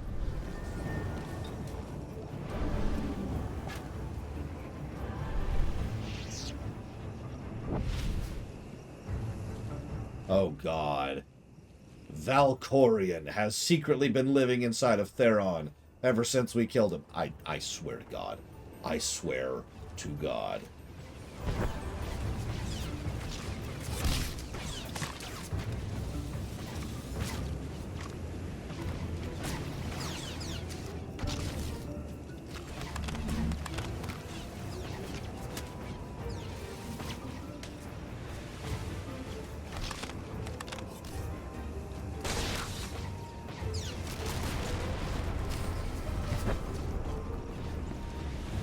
I mean, no, I would understand, Mike, come on. I would understand if you had to unsub to me because it is just that bad. If Valkorion Think about what will tell the Alliance. is living on inside of Theron. That is so bad. That would actually be worse than if he just straight up betrayed us. Because if he just straight up betrays us, that is merely character assassination. Like, God, let the dude stay dead!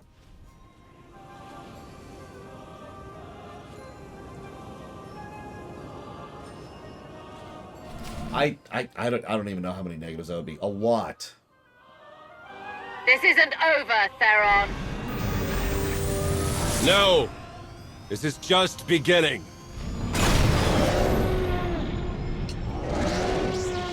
What?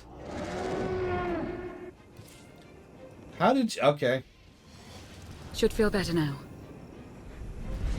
Out of range. Okay. I'm supposed to be this stupid guy.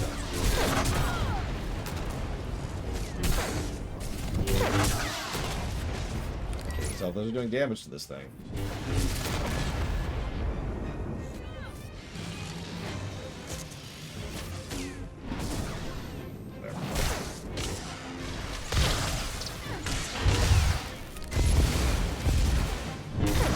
Yeah, even the actors just sitting there thinking, why is this where my character's going? Why is... Okay.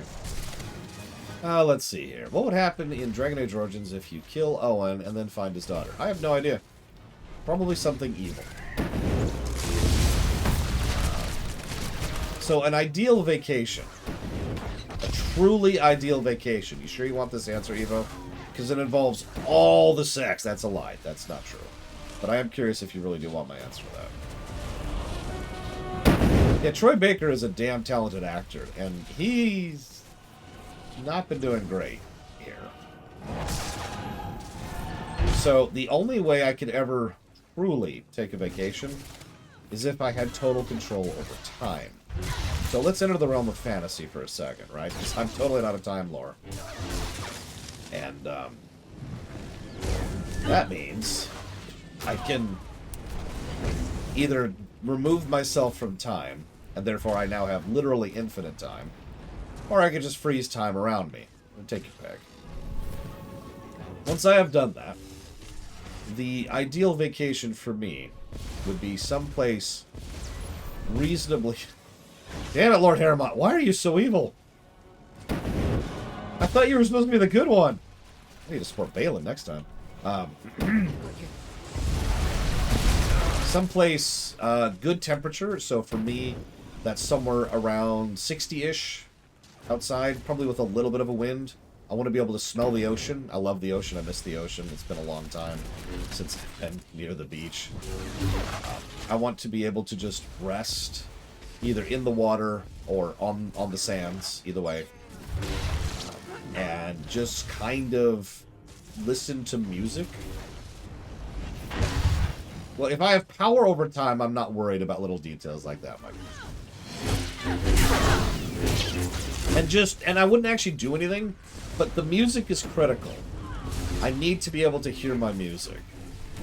I need to be able to listen to songs in order to enjoy that. If it's just the waves and it's just the thing, I will legitimately get bored.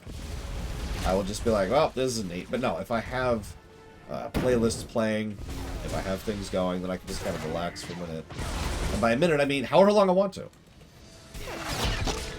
Every now and again, I'll get up, go for a swim, come back, have a nice meal, clean food. You know, nice, crisp, fresh ingredients, lots of fruit, lots of vegetables, fresh meat. Probably get some sushi in there. Gotta have sushi. There would be donuts. Why am I still doing this? There'd be a little bit of a breeze, of course.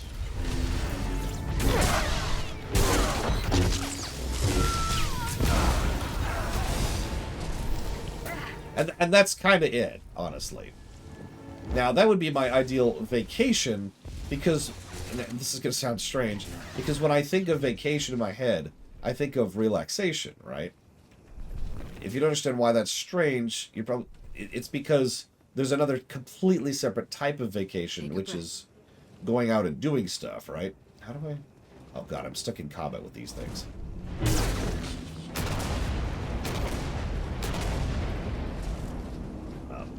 So, If I want a vacation of going and doing stuff, very different thing.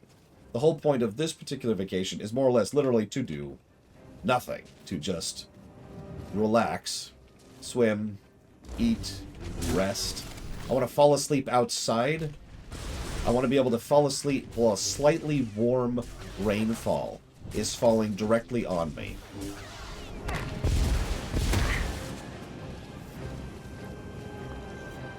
If Darth Iokath could see me now. So I guess we're done here.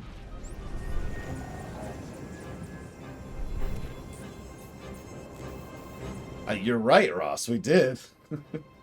MLP continues to be relevant. Because if I wanted a vacation of doing stuff, I wouldn't be doing it alone. I'd be taking people with me. And I know exactly what I would do. A food architecture tour of the world. And I would bring, honestly, probably a lot of people with me if I had the leeway. But at the bare minimum, it would involve my immediate family. That's right, you can romance Theron. Oh my god.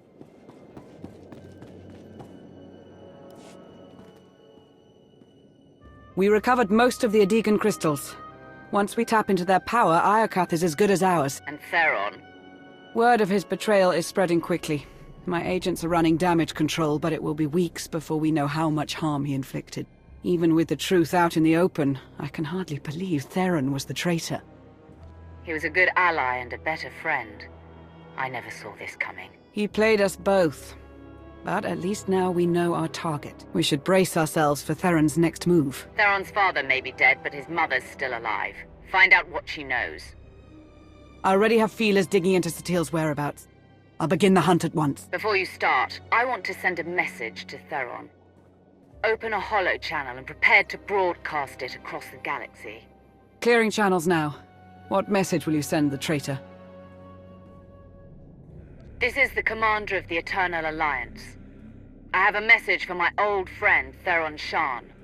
We have been through a lot together, Theron. In your honor, I'm dedicating 100 Eternal Fleet ships to fight for peace. Return to the Alliance, and these ships will be yours to command. We can end the cycle of war, but we have to work together. Come home, Theron. I'm sorry. I can't. So, you did as we asked. We had our doubts, but now we see your dedication to the cause. It's a triple agent. We've reached a decision. Theron Shan, welcome to the Order. Or I guess double agent? Sorry, I meant double. There you go, there's your answer. That's still stupid. That's still bad. But that's not as bad.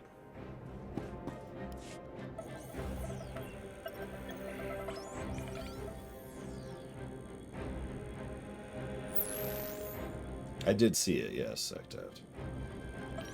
Yeah, who's the Order?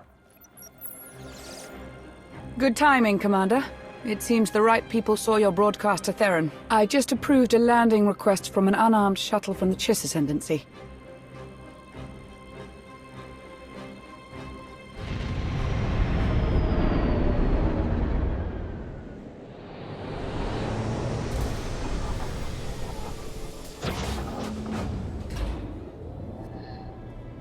The envoy claims he has a lead on where Theron went.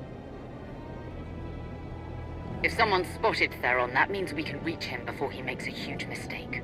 Every day our chances lessen. Let's hope the Chiss give us the information we need.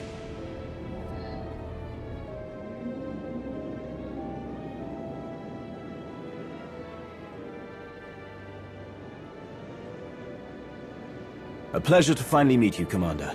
Aristocrat Saganu of the Chiss Expansionary Defense Force. You said you have information on Theron. Information that will benefit us both. Theron Shan is hiding on the Chiss world of Kopero. He's receiving aid from Syndic Zenta of House Inrokini in exchange for Alliance secrets. With our help, you can catch them both unaware. You would really turn against one of your own to help the Alliance? After Zenta's actions, she's no longer welcome among the Chiss. Zenta violated Ascendancy orders when she sheltered Theron, and now she's ignoring our communications. She's gone rogue. She has the backing of House Inrokini, so we can't capture Theron without igniting a political war. But if a strike team were to land and take care of the problem, the Ascendancy will look the other way. Outsiders have never been allowed on Capero. You trust us that much? I do have one stipulation. I'll send a representative along to keep the Ascendancy's best interests in mind.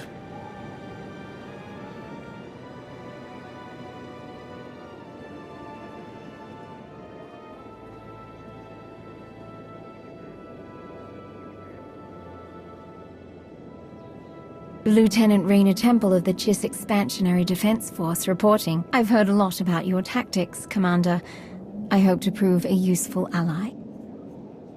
I look forward to working with you, Lieutenant. Here's to a beneficial partnership. If there are no objections, we should get a move on. We don't know how long the aristocra's information will be valid. Get ready to take off. Let's bring Theron home.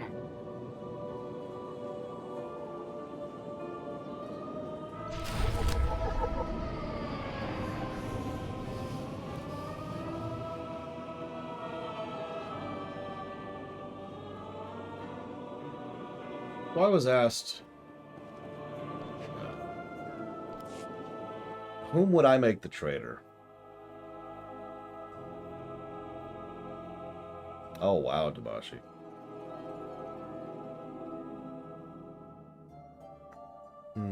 Yeah, I'm actually kind of with Django. We don't need a traitor. Traitors have obvious narrative potential and power, but I don't think this is a situation that warrants it. The most I would do is I would make it a relatively minor character from the backstory of the class we're currently playing. And the reason they have betrayed us is because of a choice we made during the class arc back in vanilla. Oh my god. Did you know, Evo? Did you know? Admit it. Thank you, Indiana Joe.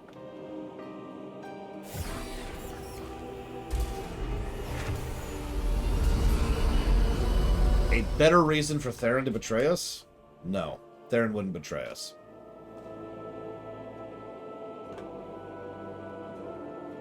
Like, I'm sorry, the end. Even ignoring morality and all that. Remember, Theron was the pragmatist.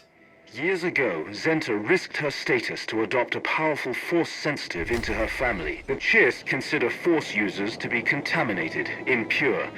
Without Zenta's support, Vals will be banished, or worse. You know how to make me feel welcome. See, Evo? You knew. You knew where I was going next. God, this... Oh my god. Look at all this trash! Oh my god! Communications relays nearby. Theron may be receiving outside help. Plant listening devices on the terminals and I can analyze the data. No, I know I can sneak. Psychotic already told me. It's just... Picture being a class that can't stealth. Like, regardless of the fact that I'm skipping it, it's still bad design. This is an onerous amount of trash.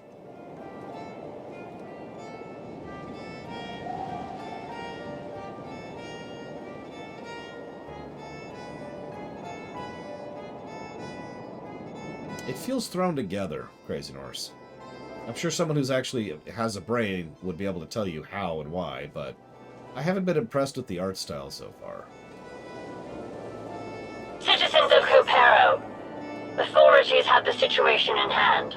Do not interact with soldiers of House Inrokini. Please remain in your homes until further notice. We thank you for your cooperation. Oh god, really, Indiana Joe? Wow. You know, the irony, you're probably thinking, well, hang on, would you give it a negative if you couldn't stealth through it? No, I'd give another negative for that. Slog that's avoidable is a negative. Slog that isn't is more than one. My god, this is still going. We're still going. From Chancellor Madon's resignation and the loss of Supreme Commander Jace Malcolm, The Republic has entered a state of political stagnation. Many speculate Sith Empress Asina will use this moment of weakness to push for the capture of the resource world known as Iokath. Radicals within the Senate urge Interim Chancellor Galena Rands to retaliate, but the complicated nature of current elections has slowed any progress. Meanwhile, more than 24 Republic colonies have reported a raw materials crisis, halting the production of weapons and defense systems. Yeah, this path, this is awful. I'm guessing that's our first boss. Yeah, we actually have to kill it. Alright, cool. Boop! For the Empire! Now, I don't want to sound like I'm anti-democracy, because I'm not anti-democracy, but... one thing that always amuses me, in one of those just really horribly, cynically kind of ways, is that elections happening during a crisis, like a war or whatever, are kind of always terrible. You ever notice that? Because the election and the politics of the election bleed into the crisis. And you're probably thinking I'm referring to modern events, in which case you're wrong. Look up Spanish flu sometime.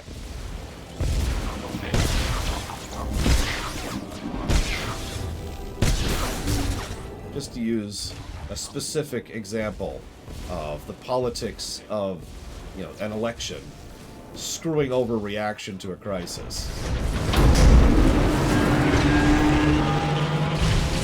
Yeah, the 1918 pandemic and our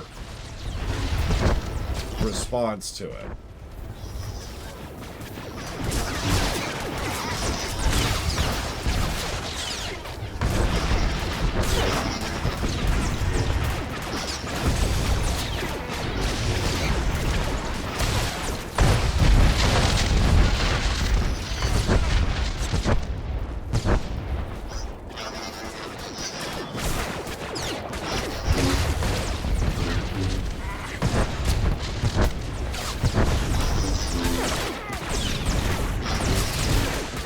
Every other year is an election year in the States, my God. Like this one. I know, you're probably thinking presidential election, but please remember that we have other elections and other elected officials than the frickin' president. You know, Django, this really has been the expansion of droids. And I'm not even sure if they did that on purpose or not. It's just, it's been a thing. This thing is way too much health. We are, in terms of consideration, still in Khatit, but this is the lead up to Onslaught.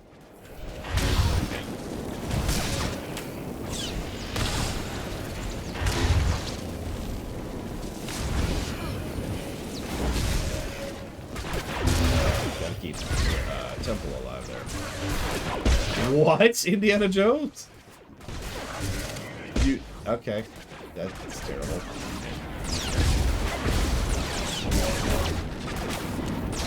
Man, when I wake up in the morning with a fresh cup of coffee in my hand, wind blowing through my hair, and I see the sunrise in the distance, I think, I want to start my morning right. So I start my mornings with Boss Health Sponges. Now,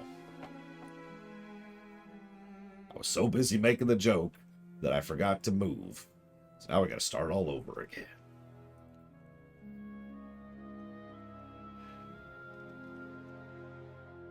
Oh my God. I've never done an operation, no. I've never had a group. So, hard to solo those. Especially now that they scale. Well, the females tend to look female, Evo. The males tend to look male. In terms of appearance. Now, I know you don't know what a female is, Evo, so let me explain it to you in Steve's voice here. So you see... Oh my God. Okay, so... Let's hit the question button. What do we got here? What do we got? Which betrayal in media actually shocked you, as in being well written? Don't say the character. Just... Oh, yeah. I'm not going to give away spoilers, but look, give me a second to think about it. Give me a second to think about it. The Republic couldn't be a direct democracy. It's literally too large for that. There's no way.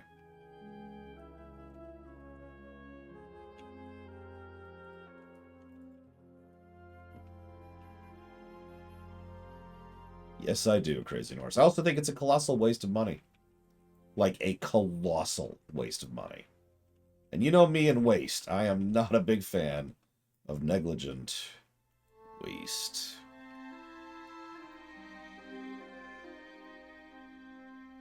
I died, Django. I was too busy making a joke. And I literally didn't even notice the flame jets because I had my camera kind of up. And the flame animation is actually behind you when it does that. And the telegraphs are terrible.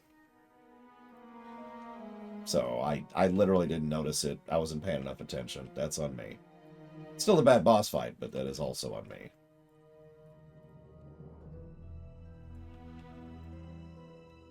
That is very much true, Narrowsaz. There is a direct correlation to how much people spend on an election versus how they get elected. It's not 100%. But there is a direct correlation, and that's why they do it. Sorry, it's not Halloween yet, is it? I apologize. I don't think any of this is really controversial, though. It's just, that's reality. That's how it is.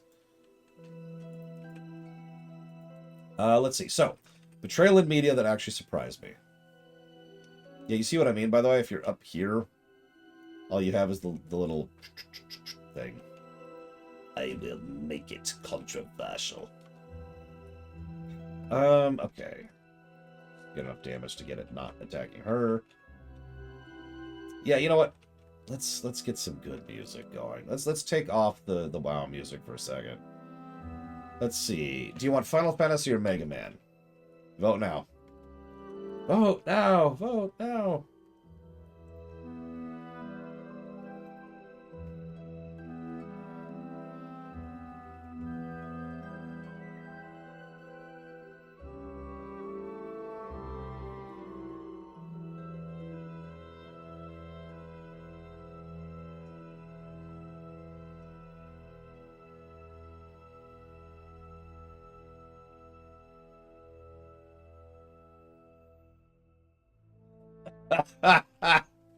God damn it, Django. I mean, you're right. So I'm going to read Django's question out loud for those of you not reading chat. Looks like Final Fantasy didn't leave. Give me 1 second. Let me pull up. I actually have a Final Fantasy playlist. Just put it on random. Actually, Modern Warfare 2 music is super copy-wronged, which is why I never play it on stream. I have it. It's a great soundtrack, but you've never heard me play it because it's super copy-wronged. Anyways, so Django says, back to Tor. What final score am I expecting from this now that this expansion is nosediving? The reason I wanted to respond to that directly is because I was extremely positive on Koteet and was actually expecting it to score very well. It wasn't going to hit the heights of Agent. It wasn't going to hit the heights of, honestly, probably even Sith Warrior. But I legitimately expected it to be our third highest ranking thing that we were going to have. Just way up there. And then we gave it 11 negatives in a single shift. Just a story. And here we are. So the question becomes, where do we think this is going to land now? I'm not even sure this thing is going to break even on the positives. We'll see. Jesus.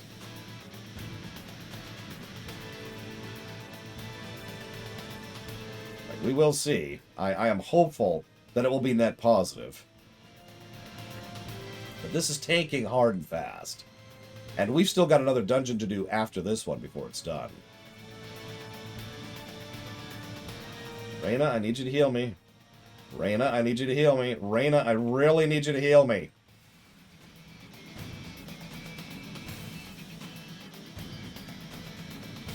Yes, this is FF13. I don't even know what to look. Oh my god. You see what I mean, by the way, about not being able to see that telegraph? Okay, dead.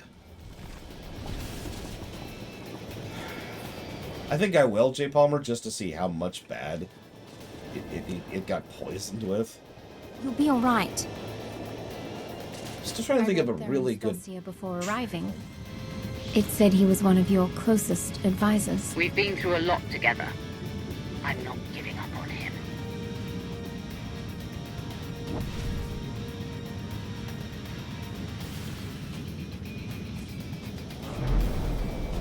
It really doesn't, Blade Jabal. I hope this isn't a sign of what's to come with Onslaught.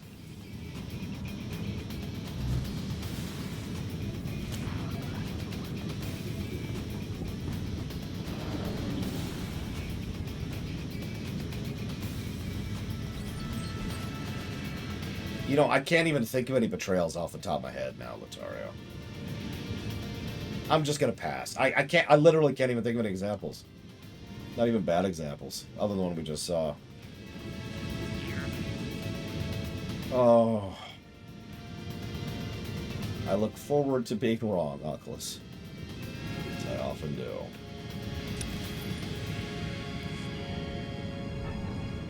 If I was to revoke my policy about controversial topics... Tell me Zenta's been gathering Alliance and Ascendancy secrets for some time. If you slice House Inrokini's terminals, we can find out what they know.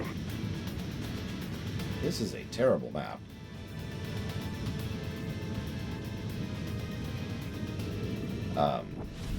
Would you be surprised by my opinions? No. Not only have I been fairly honest in general, like I'm not much for lying, but if you've seen any of the pre-existing Halloween streams, you have a pretty good idea of what I think and how I tend to feel. That has, of course, shifted and changed over time because that's life, but...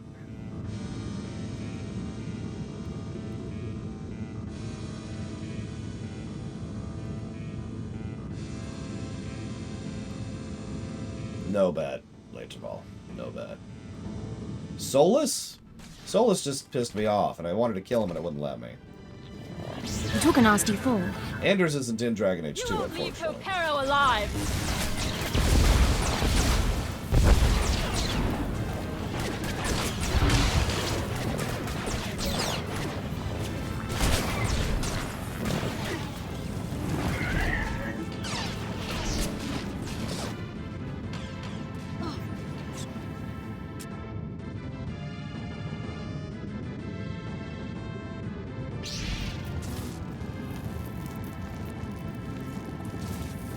Eliminate the intruders!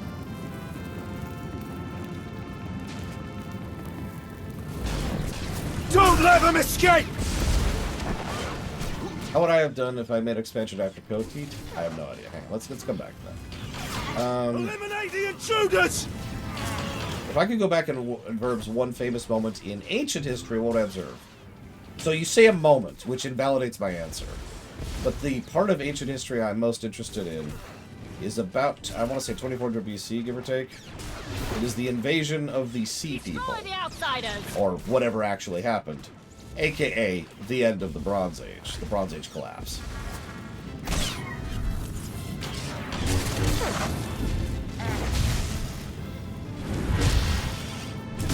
That's probably top of the list for me. Now, I have a bit of personal history with that, because I first became aware of that particular historical mystery when I was very young. Like, 8th grade or 7th grade, I'm not sure which, because I was at the same school both years. But either way, the Bronze Age collapse, it was a mystery that I became aware of at a very young age, and has never been solved my whole life. You know how that works, right? Like, most historical mysteries, we start to develop knowledge and understanding and information of what happened. We still don't actually know what happened with the Bronze Age collapse. Excuse me. It seems we have guests. Take them down! So, that's probably my biggest pick. Now, that's not really a moment. That probably took place over years. I agree, Crazy Norse, but that's still my answer. Kill the intruders!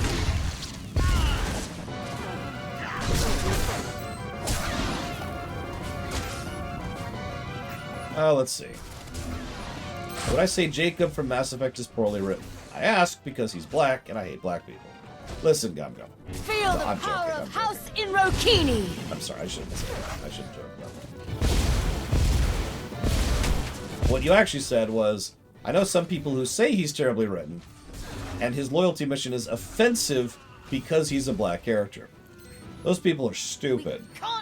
Let them win! However, anybody who's actually seen any of my streams, or even videos, knows I actually rather like Jacob in Mass Effect 2.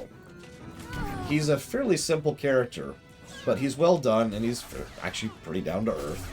Feel the power of House Inrokini! He tends to come across as competent, and I tend to enjoy competence in my characters. Yeah, Jacob's solid. He's not super amazing. I'm not going to try and say he is, but he's legit. In Mass Effect 2. In Mass Effect 3, they forgot he freaking existed. Feel the power of House Inrokini! His loyalty mission is, no joke, actually one of my favorite loyalty missions in Mass Effect 2.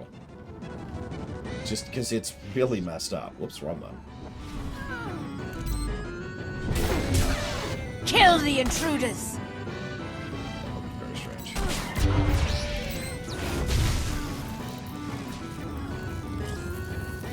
Come on. Oh, wow, Latario. I mean, preferences are preferences, but I like the whole Mass Effect 2 crew. We can't let them win! I didn't say nothing, Latario. I know you're going through it. All I said was, I liked his loyalty mission. It's one of my favorite loyalty missions. Don't let them out alive!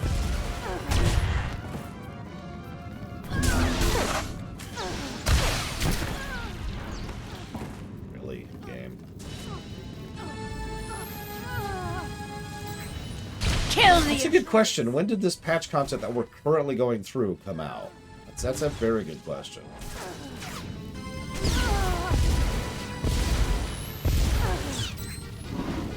Anyways, let me scroll up here a little bit. So if I could, hey, Evo asked if I could go to any country on the globe. I feel like this is. Are you just reading my mind, Evo? Do you know that that's my other vacation? Was that asked after I gave you the other vacation thing? Anyways. Kill the intruders!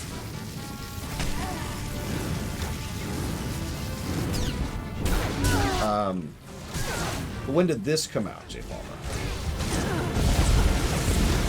I knew it, Evo! That explains so much.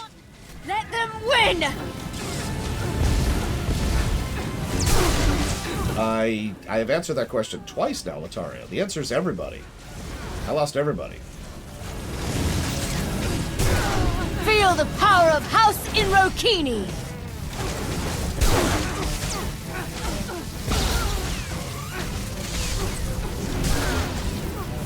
Really boring. Okay, hang on. I'm trying to get caught up, and people keep asking your questions faster than I can answer them. Don't let them So, out alive! you can travel to 3 countries in the globe, and your magic. So, money, and transit, and illnesses, and global pandemics, and language are all non-issues. You just have total power of everything because you're a Time Lord. Because I am a Time Lord. So, I can just visit 3 countries. What are my top 3? Japan, no hesitation.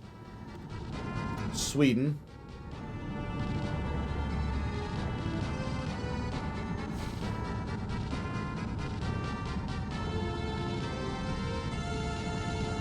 No, you're fine, Latario. I really have answered you several times, though, I swear.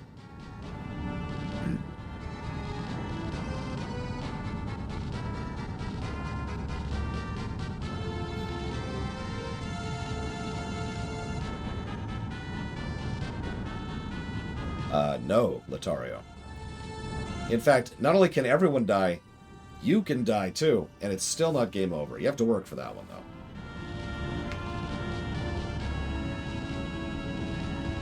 Oh, I'd never want to live in Japan, but I absolutely want to visit.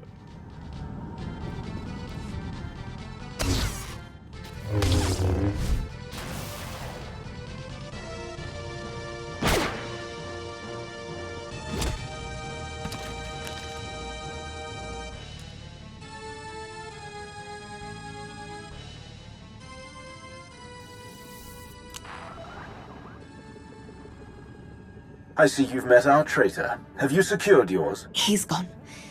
It seems Theron Shan has betrayed us both. He wasn't seeking refuge on Capero. He was after the Chiss relic hidden here. Does she mean the holomap? I'm going to need an explanation. Long ago, Chiss agents stole a holomap from the Sith Emperor. Oh my god, it is. It's Valkorian. What do you want to bet? It shows the coordinates to the Emperor's greatest secrets. It's been hidden here on Capero, and only the highest-ranking Chiss can access it.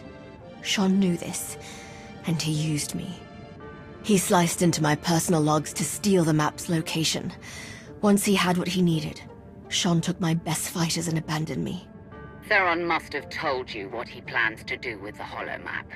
I don't know the details, but my spies picked up enough to tell me we're all in danger, Commander. Shan has joined a group searching for a powerful weapon, one capable of destroying entire civilizations. They want to use it against you and the Alliance.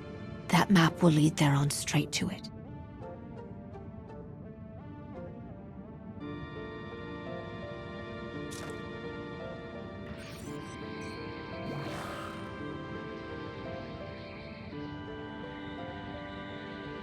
Let's see where you're hiding. Oh, nice new haircut, Theron. There it is. Of all the planets in the galaxy. Then our objective is clear? Yeah. Trust in my vision, Shan. You will not fail.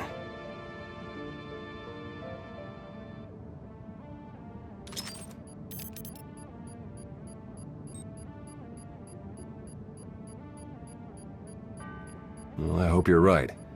For all our sakes.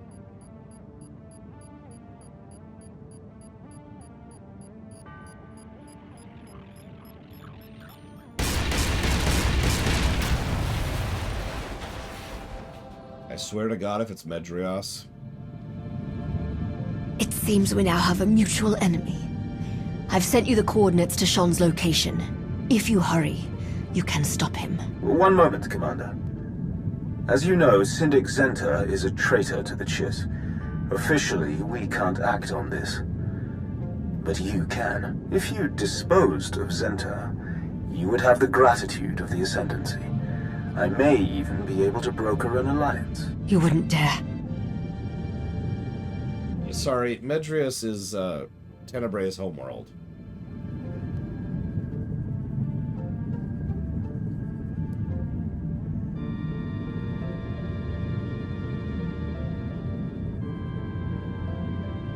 I think I'm literally stabbing myself with my lightsaber, yes. Oh god, you're right, Mike Kamano. I didn't even think about that. Sure. You have a deal, aristocrat.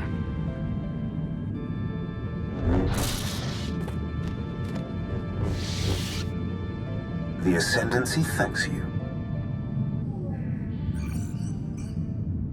I've received Zenta's map coordinates, Commander. Let's go. We're not letting Theron escape again. My saber's still...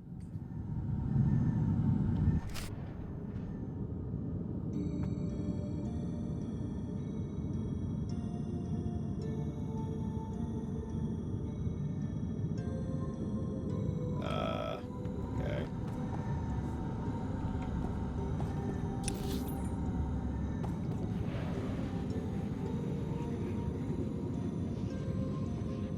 It was the only way, Trihexia.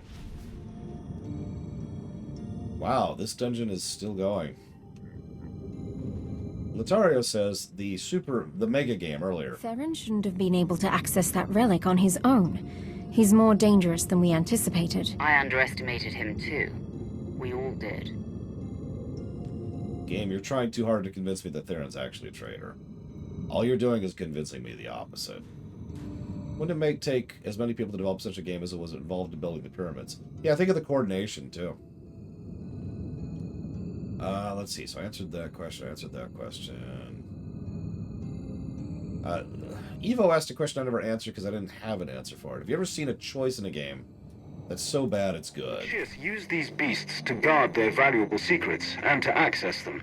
You'll need to earn this one's trust in order to cross. Or I could stealth. I know. I can't actually stealth. Hey, you want some food?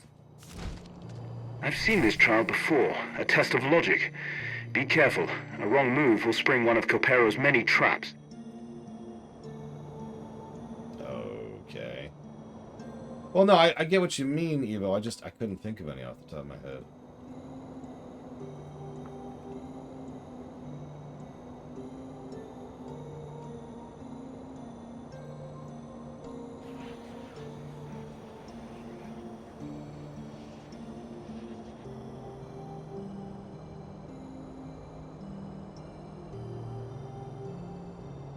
You know what's funny is, at this point, we've passed all of my knowledge of the game.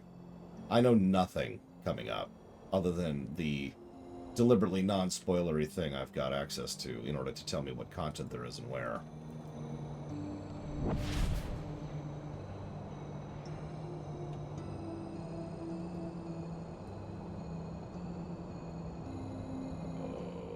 Okay.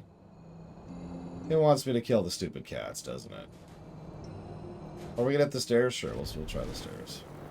Didn't look traversable, but whatever. Or there's this. Yeah, see, I didn't think I could make that jump, but I'm actually pretty sure I couldn't. But I didn't see this.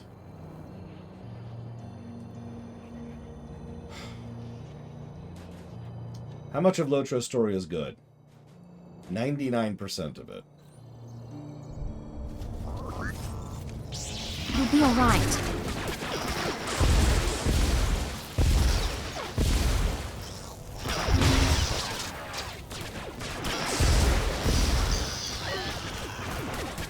That sounds like a challenge to me, Lucario. Listen, after I take over the world, I'll consider it. We have to figure out what genre to make it, though.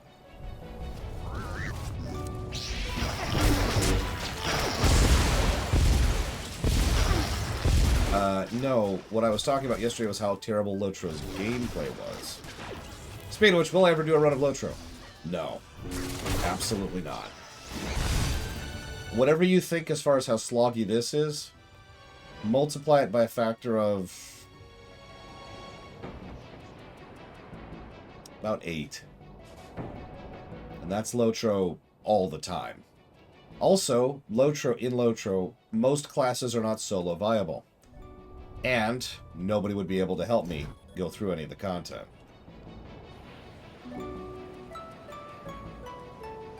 Is it not on the veto list? I thought I actually added it a bit ago. Okay, that's also a thing that can happen. Why not what, J. Palmer?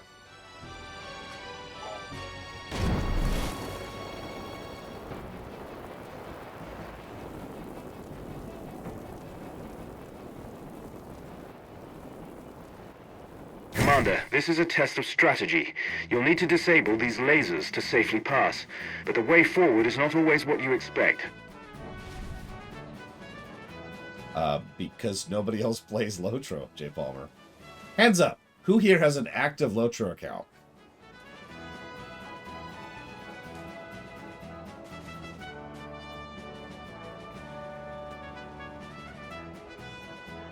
Yeah, I don't expect anybody. Thank you, Ross. I do always appreciate.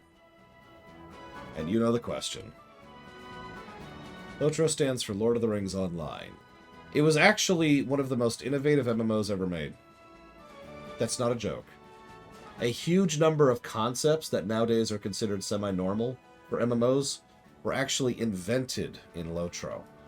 You ever use a glamour prism in FF14 or a transmog in WoW? That came from Lotro. Have you ever used, ever had a gameplay section where you played as someone else briefly or temporarily, usually for story purposes? Lotro started that too. Telegraphs was also something Lotro invented while we're on the subject.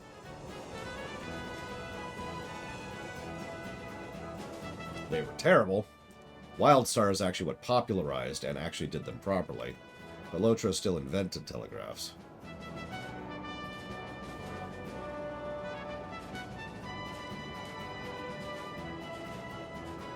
You know, I'm pretty sure EverQuest is on the veto list, Ross.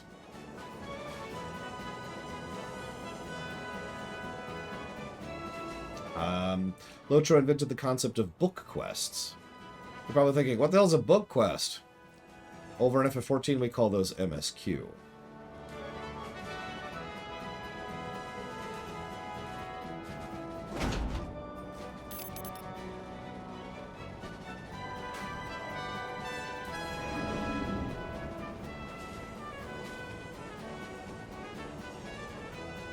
Lotro was also one of the earliest MMOs to implement alternate leveling policies.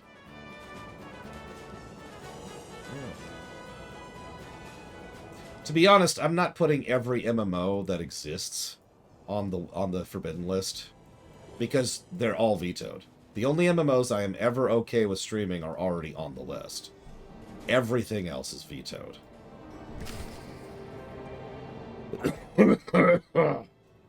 Excuse me. Prodigy. Got it.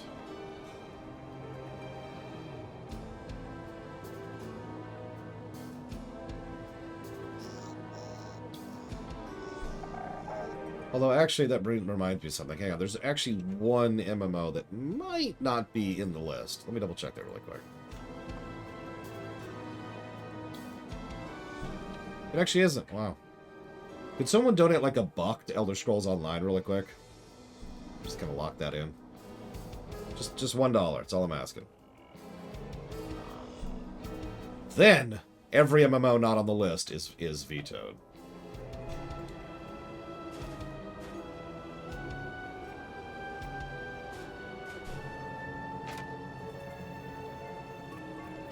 For the Empire! Appreciate you keeping your promise. Keeping promises is important. I swear to God, that's true. Thank you, Mona Brent. And then I do appreciate you. I do. I'll put that towards ESO.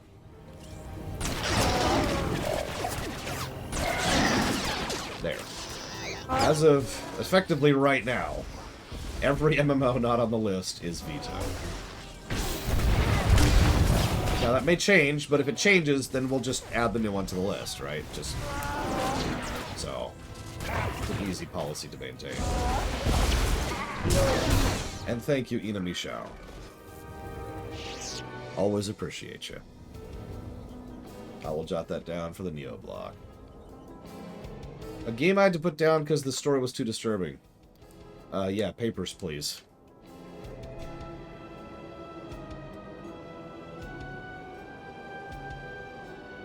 Guild Wars 2, Ross. Although Guild Wars 1's intro is pretty rough too, admittedly.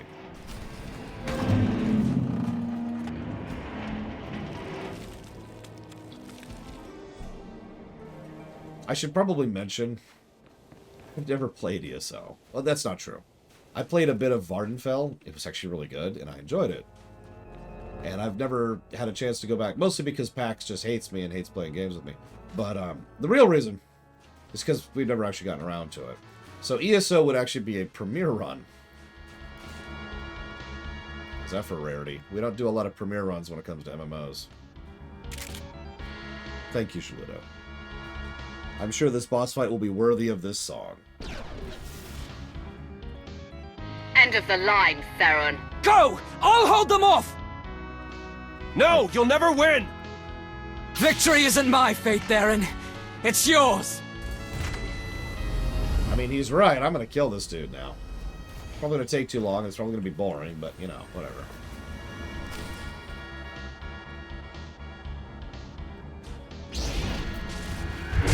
I cannot fail him!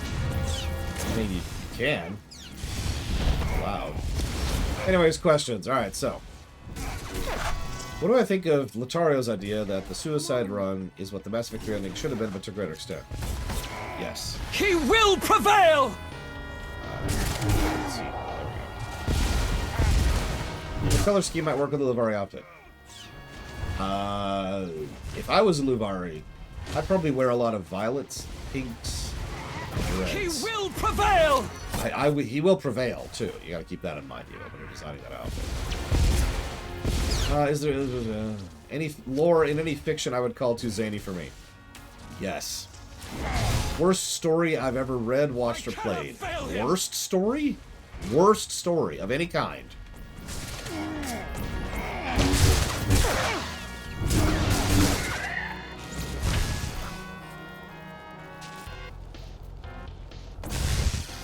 He will prevail!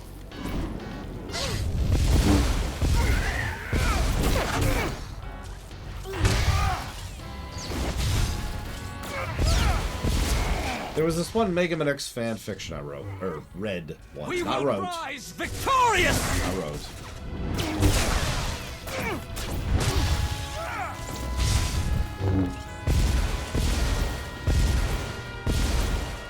No, I have actually co-written a Mega Man X fan fiction. Blue Wind has read it, so she can vouch on this. She's like one of 3 people in the world who's actually read that.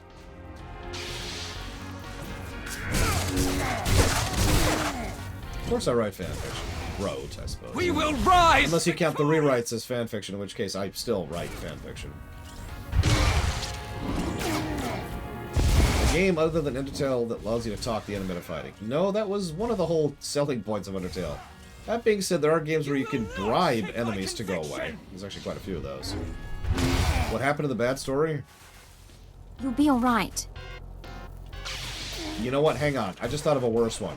There's an FF7 fanfic I read once. Which was about take my conviction! Finding some hidden super weapon. No, I'm not joking. In, oh god, what's the name of the place? We were nearly there. How did he slip away again? Commander, I'm coming in for extraction. Let's get out of here. What is the name of that stupid place? Hang on. Let me pull up FF7.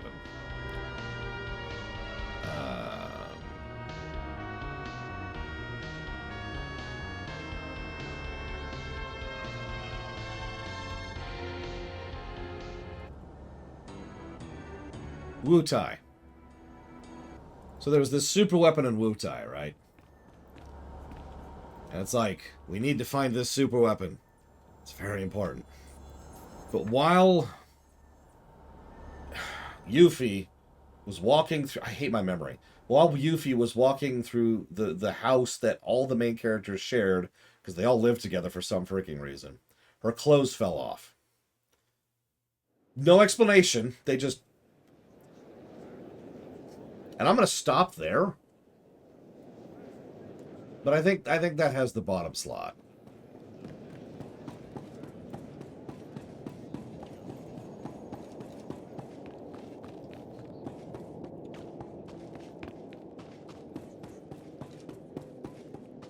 All right, Lana.